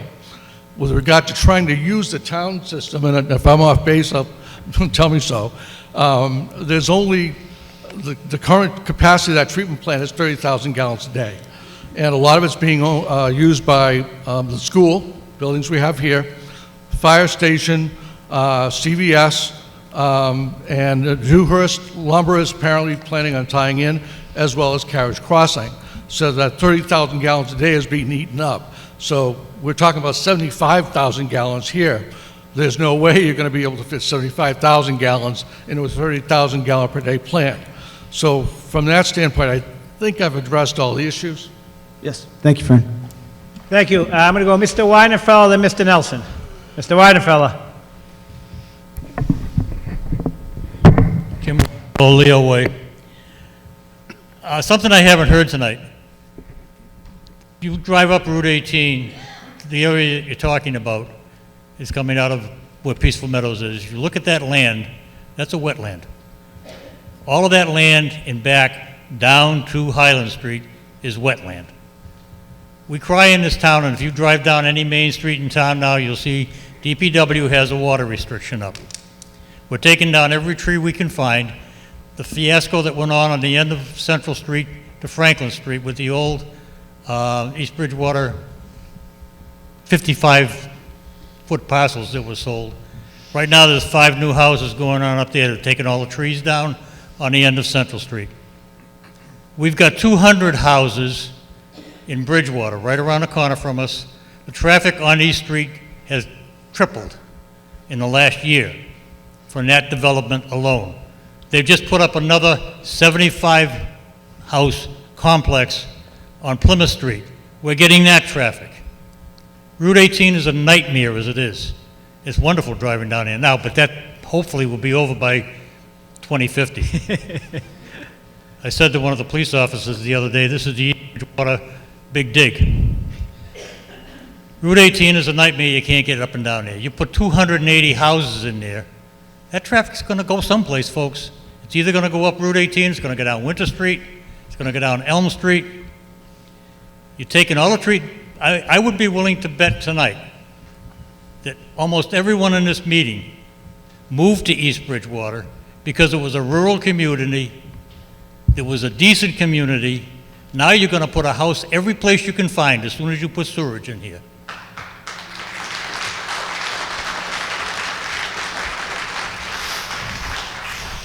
You're talking about hooking into Brockton. Brockton's system failed years ago. Brockton doesn't have any money to repair anything. What are they going to charge us for this? I worked in the town of Needham when their water supply was in trouble. They joined the MWRA. They had nothing to say about what happened. It was the commission. Their water rates in Needham quadrupled overnight. What are your sewage rates going to do? The same thing. Think about this seriously, folks, before you go make it. And this is just the first step they're telling you. First steps lead to bigger steps, and once you get roped into this, it's just going to continue the whole project. Thanks, Bob. Mr. Nelson.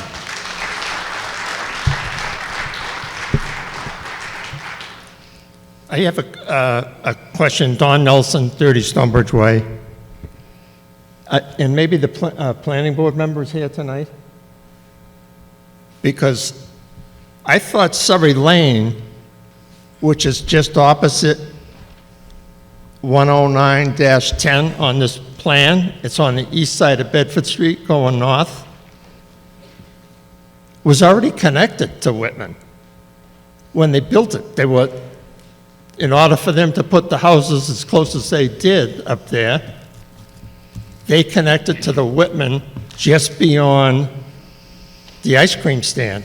Well, Mr. Gardner's right behind you from the planning board, so he can maybe address that. And Don, don't go anywhere, because you can finish your... So Surrey Lane's not connected to Whitman. Surrey Lane has a common septic system for all of the residents within that development, which was part of their original 40B application when it was first done some 10 or 15 years ago. There is no sewage pipe beyond the town line at Whitman in front of Peaceful Meadows. And as been previously stated, Whitman does not have a sewer treatment plant. All of Whitman's sewage goes to the city of Brockton, to the city of Brockton sewage treatment plant. Thank you. Mr. Nelson, if you, one more, I'll go to Mr. Litchfield, and then I'll close the question. Mr. Nelson. Relative to Surrey Lane, he says it's not there, but at the same time that was built, they put in a special pumping station right next to the farm up there with a main coming down, so. Thank you.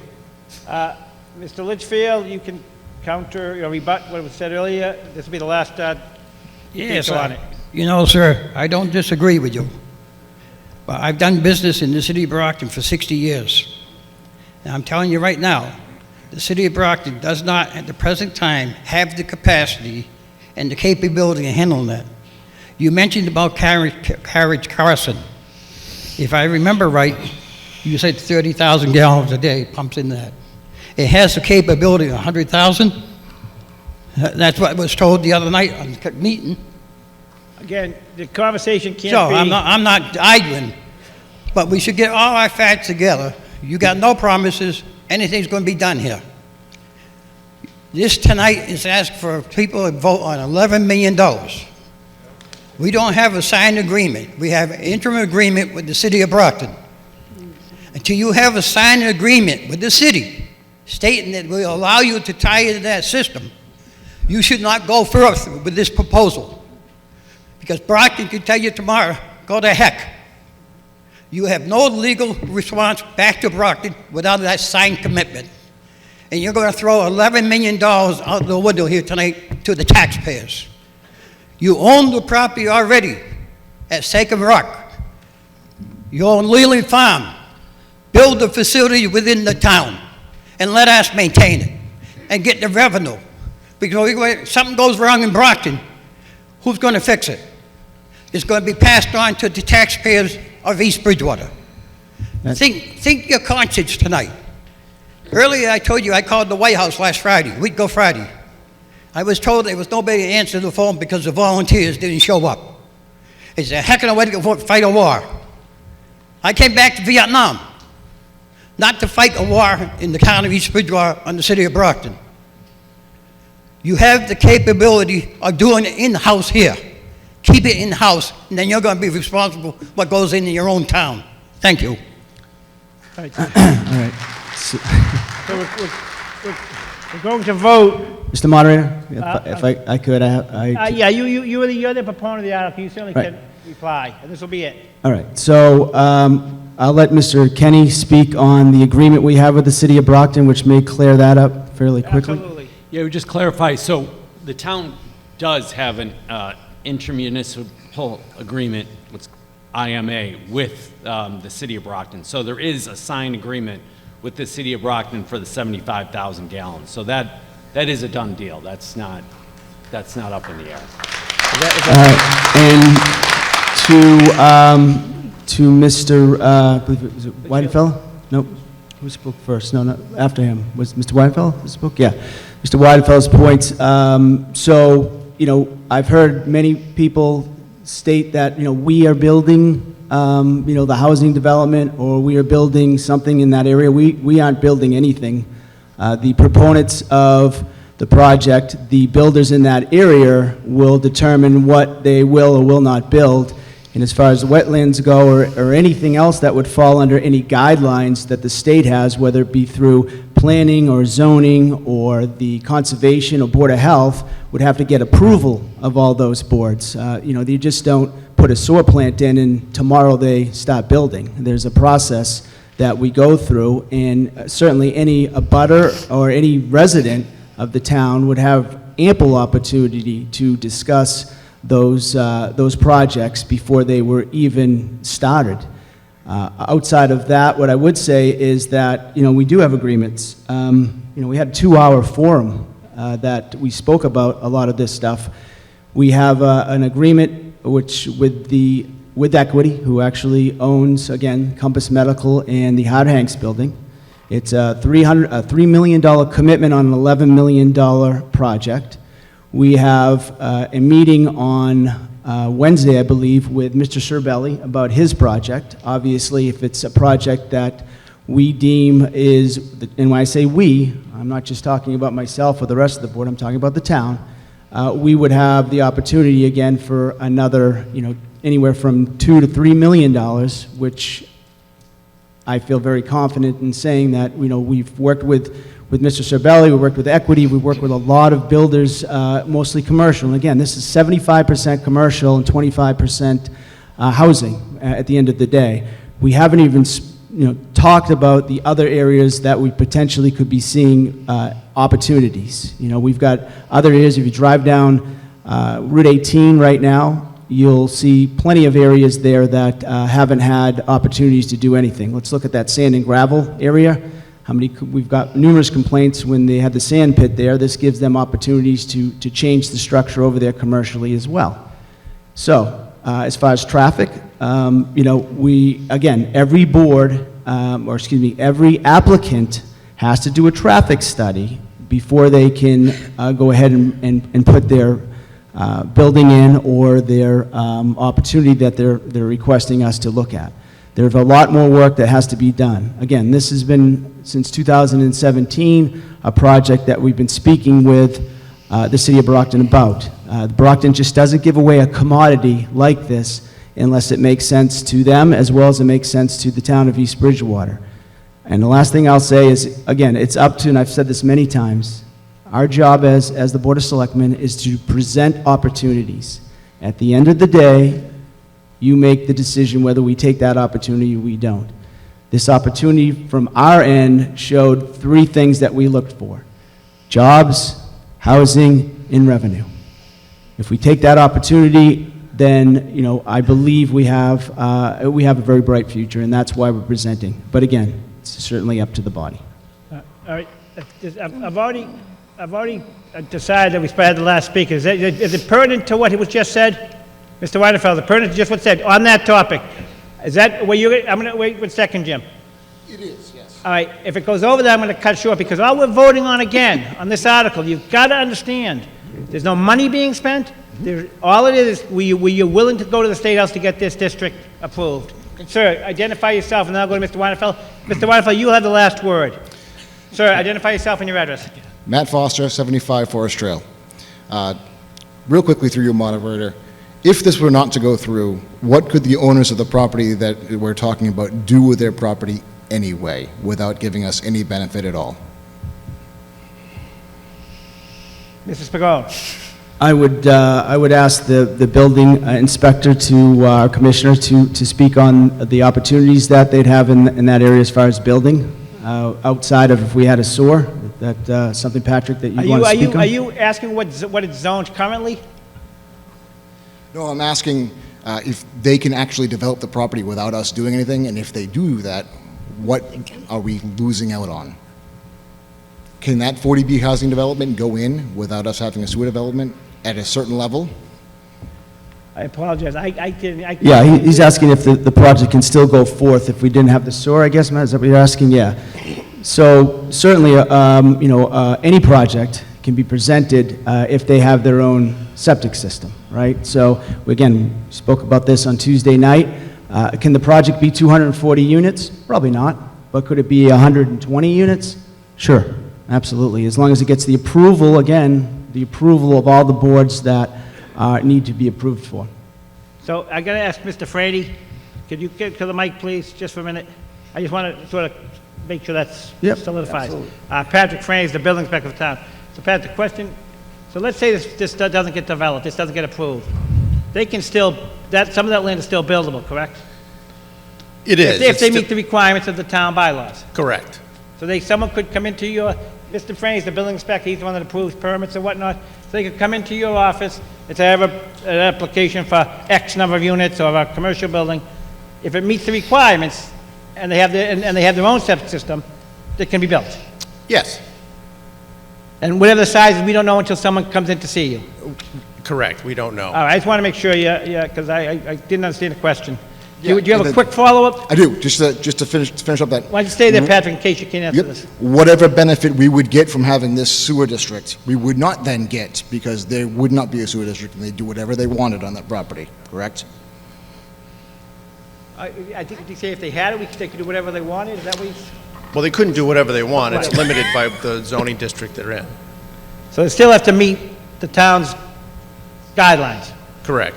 And that would still go before you? And all the other boards. Right, too, but initially they might come in for a the permit planning with you? board. Yes. All right. All right, okay, Mr. Weidenfeller, I honestly, last word, Mr. Weidenfeller. Again, you wish. Come on, Jim. I hear Compass Medical bounced around for a lot. Can't hear you. Sorry. That better? Yep. I hear Compass Medical bounced around tonight. Does Compass Medical pay taxes on that building up there? Yes. They do. With my understanding, most medical buildings are tax exempt. Okay. Thank you. Mr. Moderator, can I try, I'd like to try and address this last question, because I don't think it was addressed satisfactorily. Now Jim just told, Jim, come make me stand in front of Jim. This is in response to the question about what can be developed without the sewer district. So right now, we have both. All right, go very quickly. I think So let me try and explain the problem that we have without the sewer district being approved. Right now, we've got an approved 400,000 square foot warehouse, which has extremely limited capability to hire people because those people need to be in that building during the day. They can put a minimal septic system there, which isn't going to support the kind of long-term use they want to use that building for. Secondly, the Compass Medical site, more appropriately called the Equity Industrial Partners land, includes the old Foxborough company. Right now, there's a company in there called Hart Hanks, which uses that to basically send out flyers and has an extremely small population of employees there. They cannot expand the number of employees in that building because they're septic constrained right now. The Compass Group, through Equity Industrial Partners, wants to build another facility on that site. Without a sewer system present, the likelihood of them building that facility approaches zero, because they're currently heavily constrained with their massive above-ground system. So the question is, can something be built? Absolutely. But the question I thought I heard is, can a high-value property be developed, or properties be developed on those sites that would have a significant impact and income to the town of East Bridgewater without the sewer system development? The answer to that is no.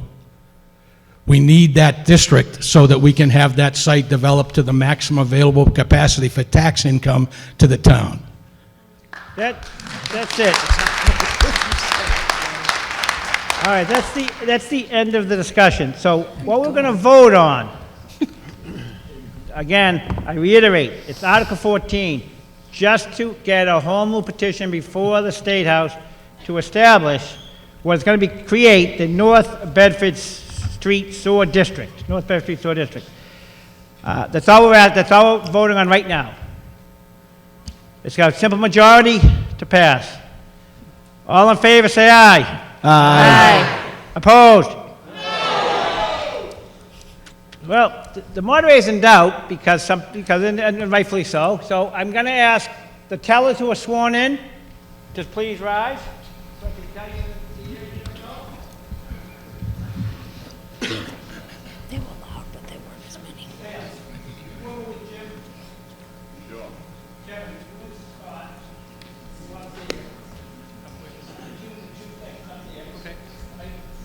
Where am I going?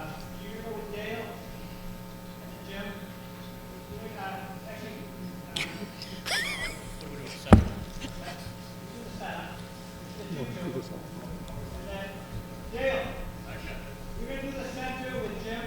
Okay. You guys do both sides. All right, Jim, Dale. Do both sides? I want you to do that side. Is there anyone here named Chip? Sorry.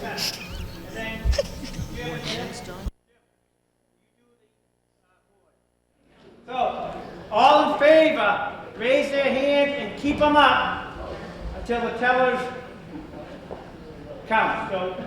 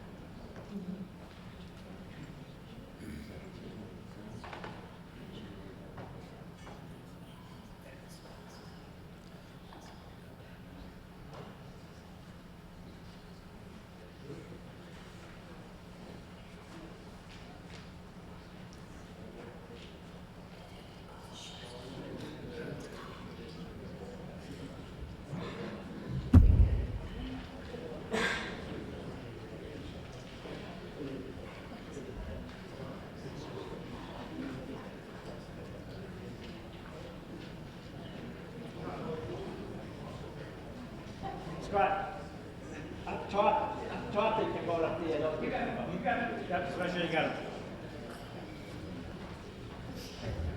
Okay, put your hands down. Just rest for a minute. When I told you.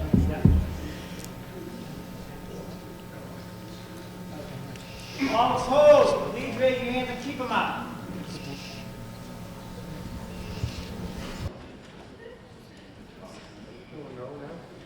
Yeah, same section.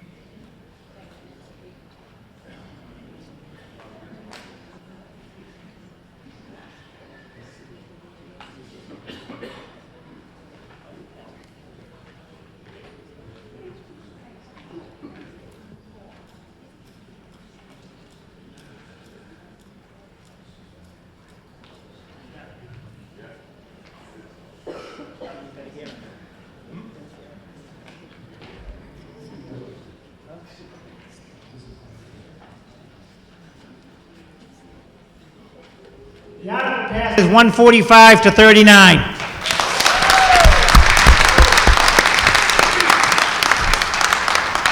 Move on to Article 15, Mr. Spagone. Yes, Mr. Moderator, I move that $11 million is appropriated for the purpose of designing, permitting, and constructing a limited system of sewer pipes and associated sewer equipment, pumping stations, structures, and infrastructure in order to connect to the City of Brockton's advanced wastewater reclamation facility to provide sewer service to the proposed North Bedford Street Sewer District in the northern part of East Bridgewater, near the town of Whitman municipal boundary, including but not limited to properties fronting on North Bedford Street and properties to the west of North Bedford Street extending south to Grove Street, and any all cost incidental or related thereto.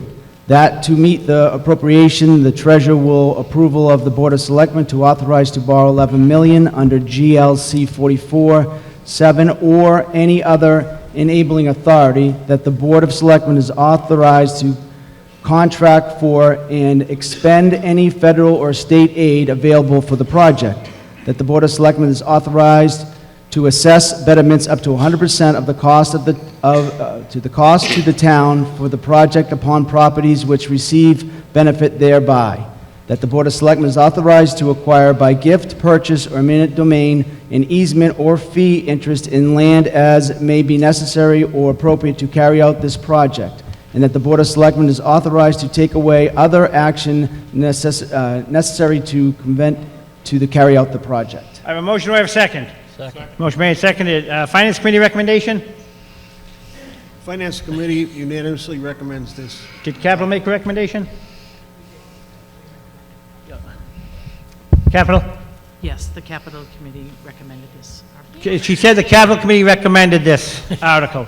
Mr. Spagone, for discussion, if any, I know we did a lot of it just in the last one, but... We did. So second part of two-part, obviously this is the money we're trying to appropriate through a bond. I would like on the bond issue, our town administrator to speak about, a little bit about the process of how the bond is. Why don't we go to him now? Mr. Seelig, town administrator, discuss the bond. Which mic would you like, that one? If you could use this one, be better off, I think. I didn't hear any complaints after you went down there. Thank you for doing that.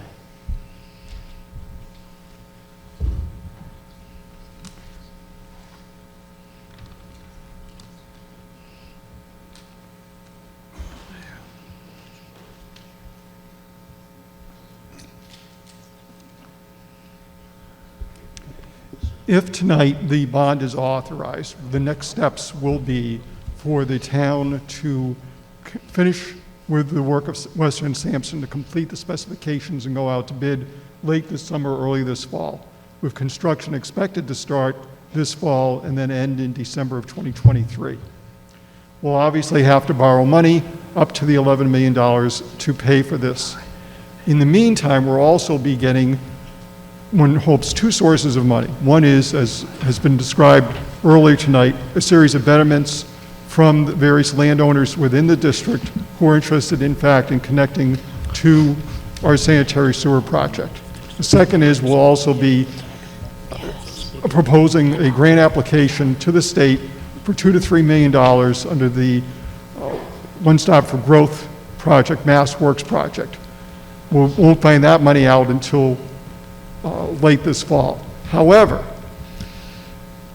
the additional taxes from the 4 projects that have been described already tonight will be sufficient to pay for the bond. Our estimate from Paul Wolf, who's our principal assessor, is that the 4 projects will initially gain us an additional $1.7 million in property taxes. The payment and interest on a 20-year bond for $11 million at 4%, the initial first year will be $990,000. It will drop from there. What will happen, though, also, is that 1.7 will grow by 2.5% per year under Proposition 2.5.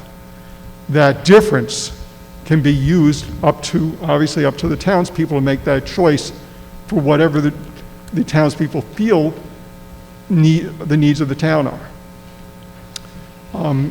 Initially, we may very well take out a ban, which is called a bond anticipation note, because we won't know until we finish the project the exact amount, as long as we stay under the $11 million. Bans are usually done for up to a year. We would take out a note for a year. We pay interest at the end of the note. At the same time, some of these projects may be online within that year, some may not be, but we'll, as part of our working with our partners on these properties, we'll be having agreements that we would hope certainly would provide some of this funding up front. So we will avoid having to go to the taxpayers themselves, everybody else who's outside of the district, for funding for this bond. The bond will pay for itself over the long term. The bond, in fact, will have additional money available for additional services if that's what the townspeople want. Does that explain? That's good. Thank you. Thank you, Mr. Seelig. Do you want to hang down there in case anyone has any questions? Any further discussion on Article 15 as presented? Mr. Litchfield. Leon S. Litchfield, 788 Bridge Street. Presently in the town of East Bridgewater, this will make 2 sewer districts. The other taxpayers in the town is going to be asked to pick up the expense of these 2 districts. Is this going to become an enterprise account where the money being generated from the sewer systems in these areas will be going back and paying the bond issue? And any revenue that came out of this bond issue, or money coming from this enterprise account, would go towards reducing the bond issue. It could be not used for anything other than what it is within the 2 districts at the present time. You have the thing like the enterprise account within the fire department. The fire department has the enterprise account. Anything that's coming in that enterprise account is supposed to go to reduce the rate of the services rendered to the town. Is this going to be set up like an enterprise account, or is this going to go on the general budget for everybody within town of East Bridgewater? I will ask Mr. Seelig to address that question, and then I'll get to you, sir. It will be set up as an enterprise fund. So we've been talking about payment for the bond. The additional taxes from those properties will pay for the capital cost, the bond. The operational costs, so our fees that we have to pay for Brockton, any costs that this East Bridgewater itself incurs from the operation of the system, will be paid by the ratepayers, the folks who actually are using the system via that enterprise fund. Just as right now we have a separate funding mechanism for the Central District wastewater treatment. Thank you, sir. A couple things. One, Just John identify Rodolphe. yourself sorry. again. What's that? Yeah, John Rodolphe, 65 Northridge Drive. A couple things. One, halfway through Article 15, it's not up there, I don't think it goes that far. It says, and any all costs incidental and related thereto. Kind of curious what that might happen to be on top of the $11 million. As we've talked about the different line items earlier today, we're talking about 15% increases, 20% increases on tax, 60% increases on fertilizer. What percent inflation have we looked at for this construction cost? I'll start there, I guess. Mr. Seelig? Fran has better advice than I do. He'll be very able to provide it. But in fact, it was only a couple of months ago we were using a $9 million figure.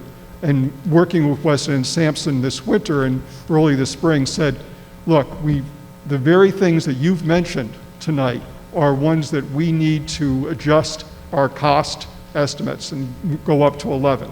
Because we do not want to go out to bid this fall and find out we're short. If at all possible, we'd rather be authorized. We don't have to, in fact, bond the full 11 if we don't need to.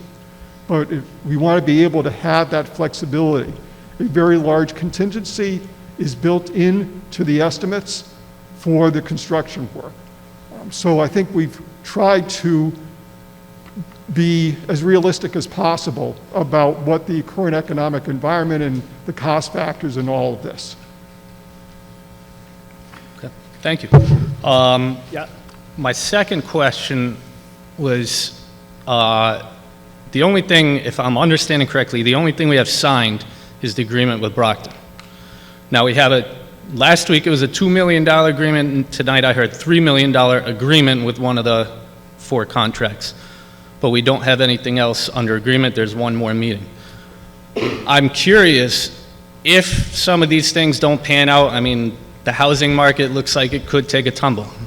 I mean, hopefully all these things pan out, but what happens if they do not? It kind of talks about in here about local obligations. What if we grab this bond for $9 million instead of $11 million because we get a couple $1 million agreement? Who's paying for that if it doesn't work out? Okay, so first we do have a $3 million letter of intent with Equity, who's the owner of, we signed that last week, who's the owner of Compass Medical and Hard Hanks, who's proposing the building down that end. As far as we were calling them bookends. So we'll take the housing project and obviously the hospital project. So that's been done. The housing project, we estimate, so these are estimated on what their flow would be. That's how we come up with the numbers of what we'd have their cost be for their betterment. Currently, right now, with the housing project, if it's proposed and stays the way that it is, he'd be looking at about $3 million that he would owe for a betterment, outside of some of the easements that we need. We'd obviously have to have an appraiser take a look at those easements, because in order for us to run the line, we have to go through Mr. Cervelli's property. So we do have some responsibilities on our end, because of course we're getting to also our own property. We've got about 39, 40 acres East Bridgewater does, that in order to get that, we have to utilize his property as well. But what I can say about the proposal is he had a proposal on the table prior to this sewer opportunity. He had one with a septic that he had already proposed to the conservation, was working with them prior to us talking. So as far as him being able to do that, he would have to have an agreement with us in order to move forward. And that agreement would state the amount of money that he'd have to give to the town of East Bridgewater before the build-up would be done, for sure. So, we can't really, I can't talk on the grants, from $2 to $3 million. Do I feel confident with working with our state legislators? Yes, I do. But, again, that is, an opportunity that's there, and we have applied for those opportunities. Again, we also have 2 other properties, which would be the Rhino property and then the town's property that we have to take into account for what that would be. But as far as the build-out, and if it will happen, if it doesn't happen, obviously the project wouldn't go forward. Even though we're passing or we're moving this article for $11 million, we have to have agreements in place in order to make sure that we're going to actually put the bond in place.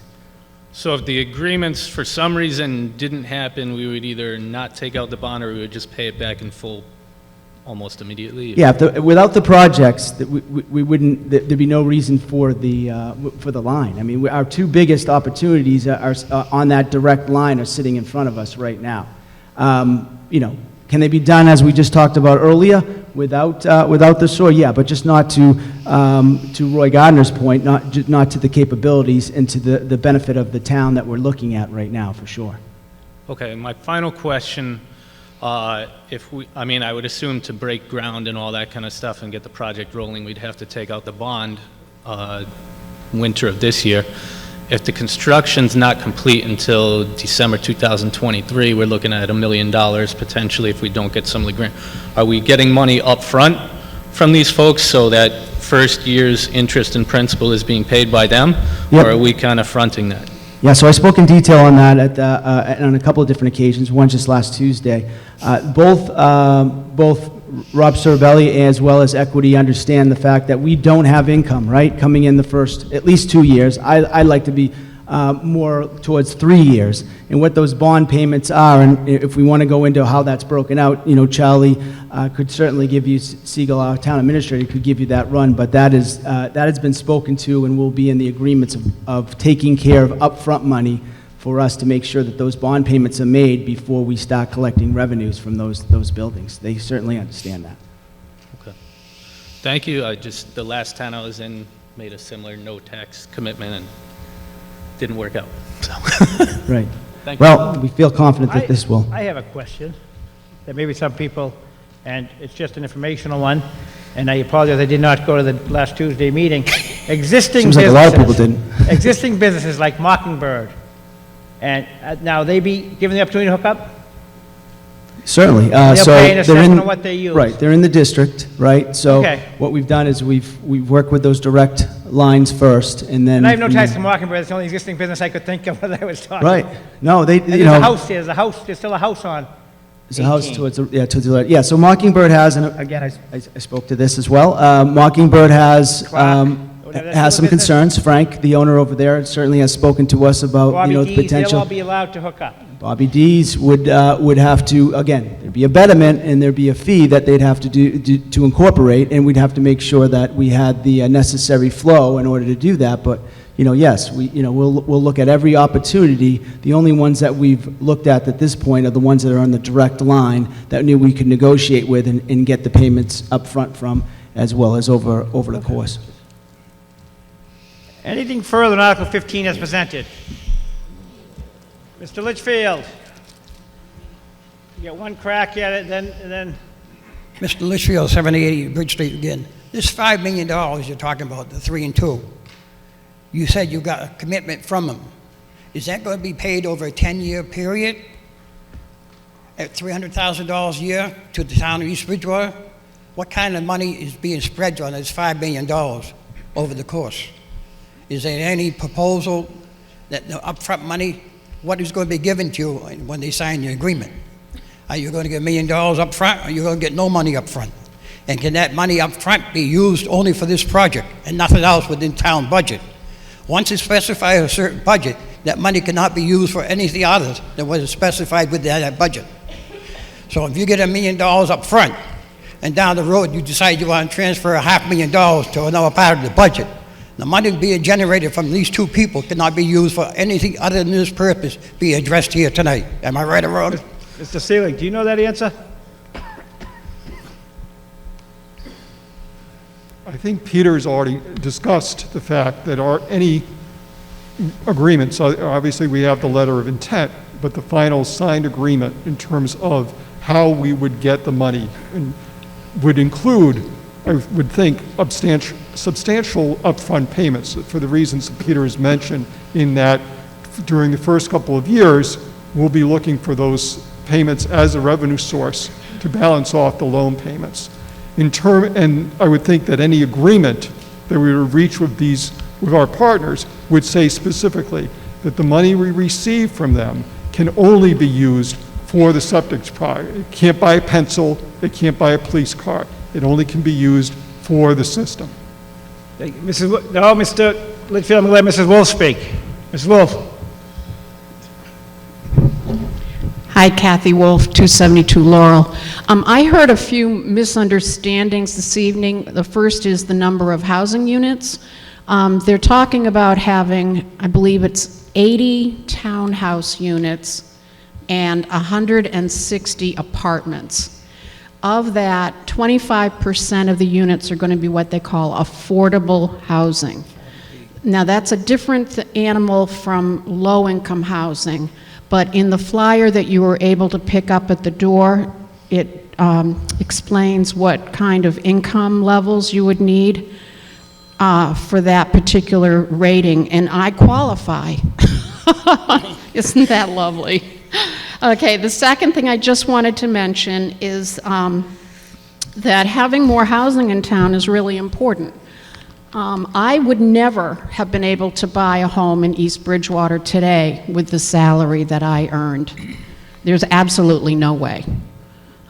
So having units that are available to lower income people will allow us to have more diversity in our community, which I think is very important. It will encourage people to stay in town who perhaps don't make as much money instead of having to move away, which I do know happens. So I would just like to bring that up. I feel it's very important for our community. What was the other item? Oh, just to reiterate that the individuals who have these betterments put in are the ones that are going to be paying for not just the original or initial installation, but the ongoing upkeep. There is no burden to the town itself for this project. And the last thing is, at the forum on last Tuesday, it was mentioned about the traffic, and I was concerned about the traffic. Well, apparently we already have 23,000 cars a day using Route 18. And if you consider the housing, there's approximately, let's just say, well, there's 240 units, and let's just say it generates 750 car trips. Well, 750 car trips is an absolute drop in the bucket compared to the 23,000 that we're already getting.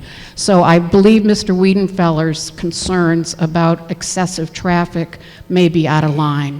Thanks. Mr. Litchfield, I'll let you speak. Make it quick, please.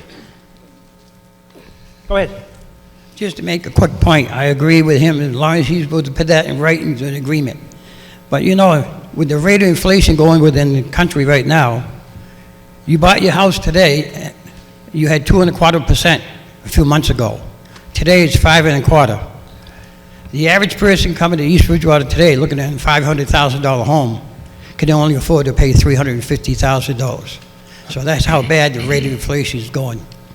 And just to clarify one thing to the attorney here, I was a national rep for the Veterans Administration, VA hospitals. And when we made a proposal, the federal government decided they wanted to do what they can do with the money. When you earmark money for a certain project, the only one who can deviate from that project is the people who make the appropriation. So once the money is appropriated, nobody without an authority coming back to the body has the right to move that money anyplace. Am I right or wrong, attorney?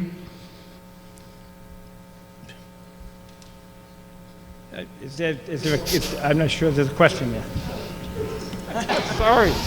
That's correct. So you all here at town meeting, for instance, you voted a budget, an operating budget for fiscal '23. Schools get this, police get this, DPW, fire, library, et cetera. We can't, neither the board nor myself can just willy-nilly say, okay, we're going to take $100,000 and move it someplace else. There are procedures for doing so, but they have to be followed under state law. But this body is the governing body for approving a budget, allocating the money, and where it's going to be spent. And that holds true whether it's the operating budget that was passed earlier tonight or bond authorization that we're speaking to tonight. Thank you. No, I'll move it. I'm gonna let this lady speak. She's been waiting out back. I saw her move down the aisle. She'll be the last speaker on the night. Okay. Identify yourself and. Thank you, Mr. Moderator. Colleen Gregory, through 48 Elm Street.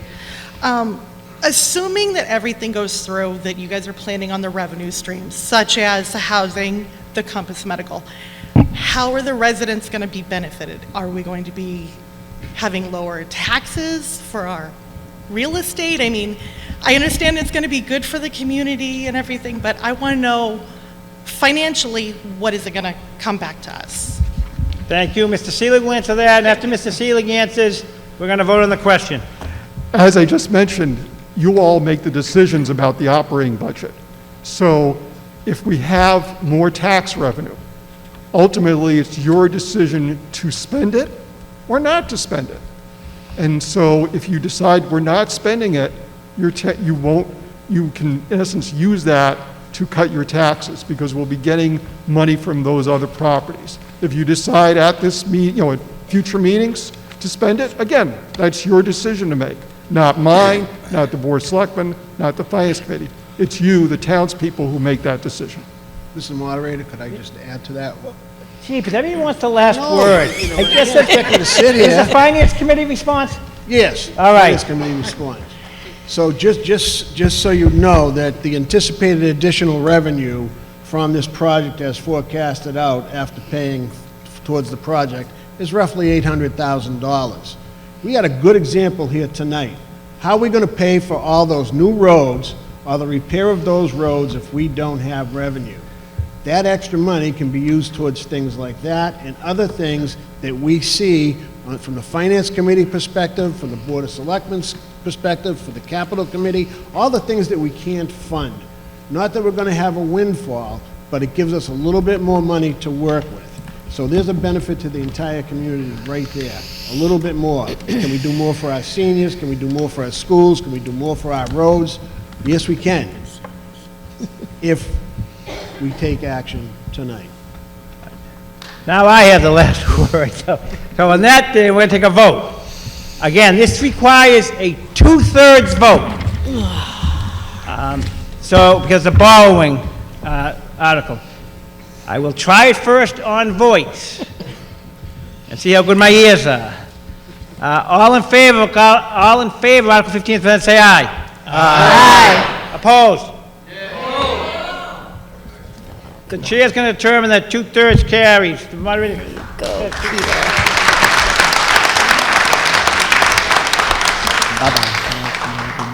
Again, if you leave, please leave quietly. We still have business. So the town's a big business to run. Article 16, Mr. Haynes. Is he still here? No. How's the Celtics doing? Anybody know? Just texting. Not good. All right, because I don't DVR, so feel free to tell me. Thank you. Mr. Haynes, Article 16. Again, just go ahead, John. Hopefully they'll leave quietly. I move that $500,000 is appropriated for the replacement of well number 1 and any and all costs incidental or related thereto, and that to meet this authorization, the treasurer, with the approval of the Board of Selectmen, is authorized to borrow $500,000 under Mass General Law, Chapter 44, Section 8, or any other enabling authority, that the Board of Selectmen is authorized to contract for and expend any federal or state aid available for this project, and that the Board of Selectmen is authorized to take any other action necessary or convenient to carry out this project. I have a motion. I have a second. Second. Motion made and seconded. Finance Committee recommendation? Finance Committee recommends this article unanimously. Capital? We recommend this article. Capital recommends article. She apologized that that mic's not working, but she did say they recommend it. Mr. Haynes, for discussion, if any. Just for clarification, a point of information, this project is to replace and overhaul our number 1 well, which is our oldest well in the system. It's located off of Pond Street. It was developed in 1964. Our water wells typically have a 50-year lifespan, so this has exceeded it. What we're looking for now, it's currently pumping at 175 gallons per minute. We're permitted to draw, we have a withdrawal permit for that area for up to 750 gallons per minute, and this action would allow us to upgrade that existing well site to further service the needs of the community. Thank you. Any further discussion on Article 16? Mr. Nelson?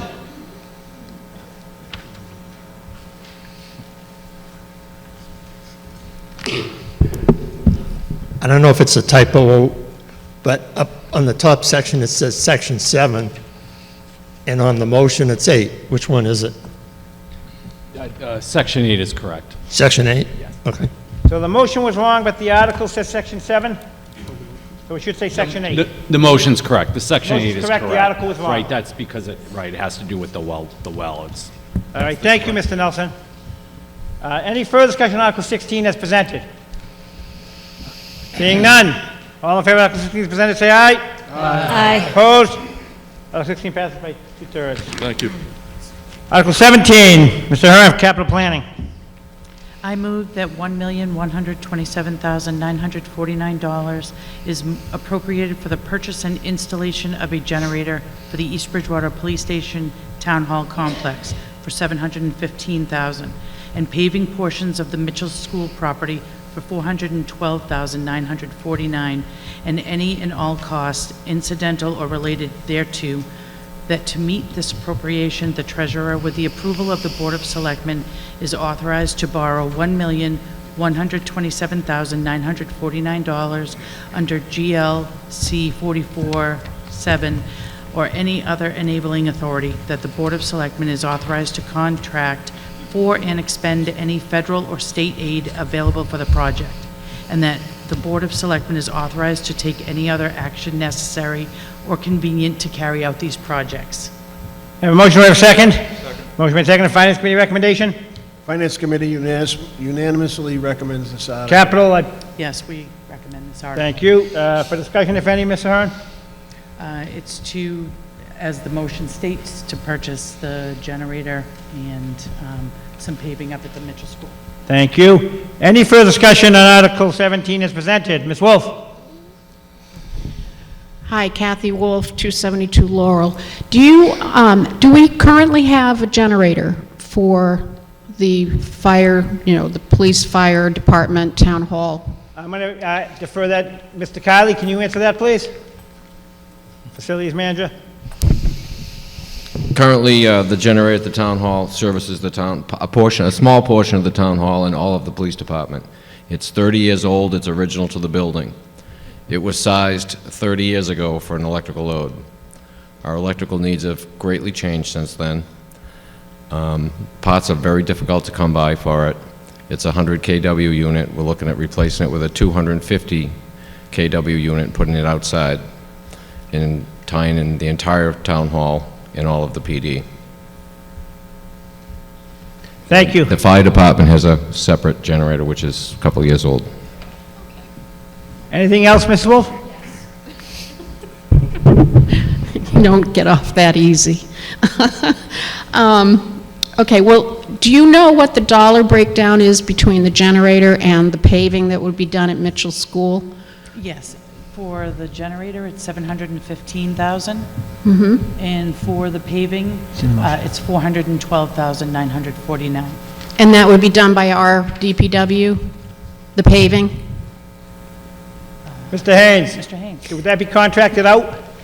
Yeah, Public Works will manage the project, but we'll use an existing contractor in place to actually do the work. Thank you. Any further discussion on Article 17 as presented? This also requires a 2/3 vote. Area 14, City Pond Circle. How many times has the police generator been used over the past 30 years? Mr. Kiley, would you have any idea?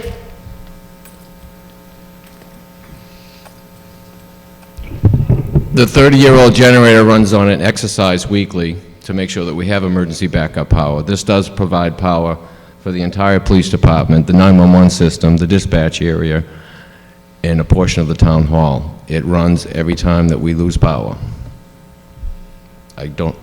Can't tell you if it's 5 times a year or 12 times a year. It needs to be ready to go. All right, thank you. Mrs. Wolf? I just want to make one note about the use of the generator. I remember one snowstorm or days after when we had lost power, and I didn't have any heat. And I remember coming down and sitting in town hall and at least being able to warm up along with some of the other residents of the community. And the other thing that they do is oftentimes they'll have air conditioning available if we lose it from a summer storm. So I just really think it's an important thing to have. Thank you. Thank you, Ms. Wolf. Any further discussion on Article 17 as presented? Seeing none, all in favor of Article 17 as presented, say aye. Aye. Opposed? Article 17 passes 2/3. Article 18, Mr. Gardner, Planning Board.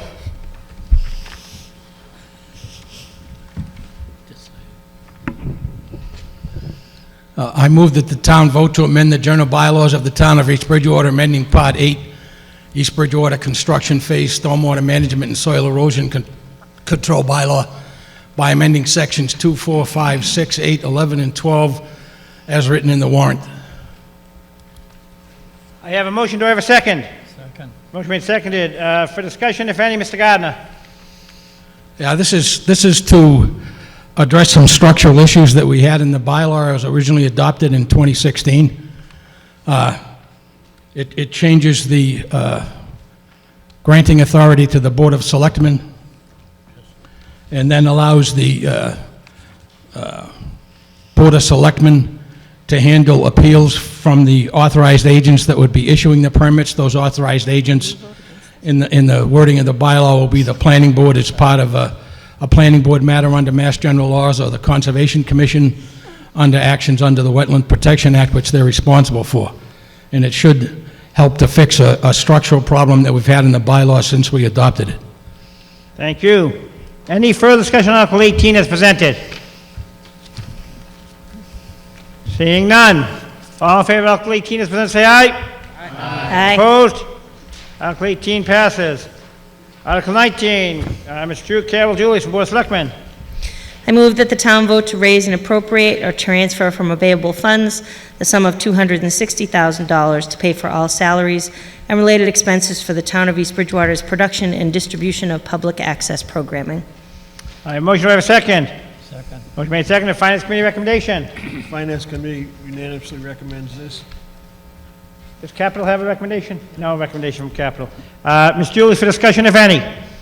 Sure. At some point during the last fiscal year, the EBCAM Board of Directors decided that they wanted to turn the funds and the control of EBCAM back over to the town. So this is part of the process of doing that, where we could accept the funds back into the town's accounts. Thank you. Any further discussion on Article 19 as presented?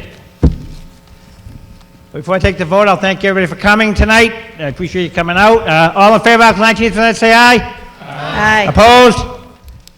Aye, passes by majority. Everyone have a good night. Motion to adjourn, I'll take. Second. All in favor? Aye. Have a good summer.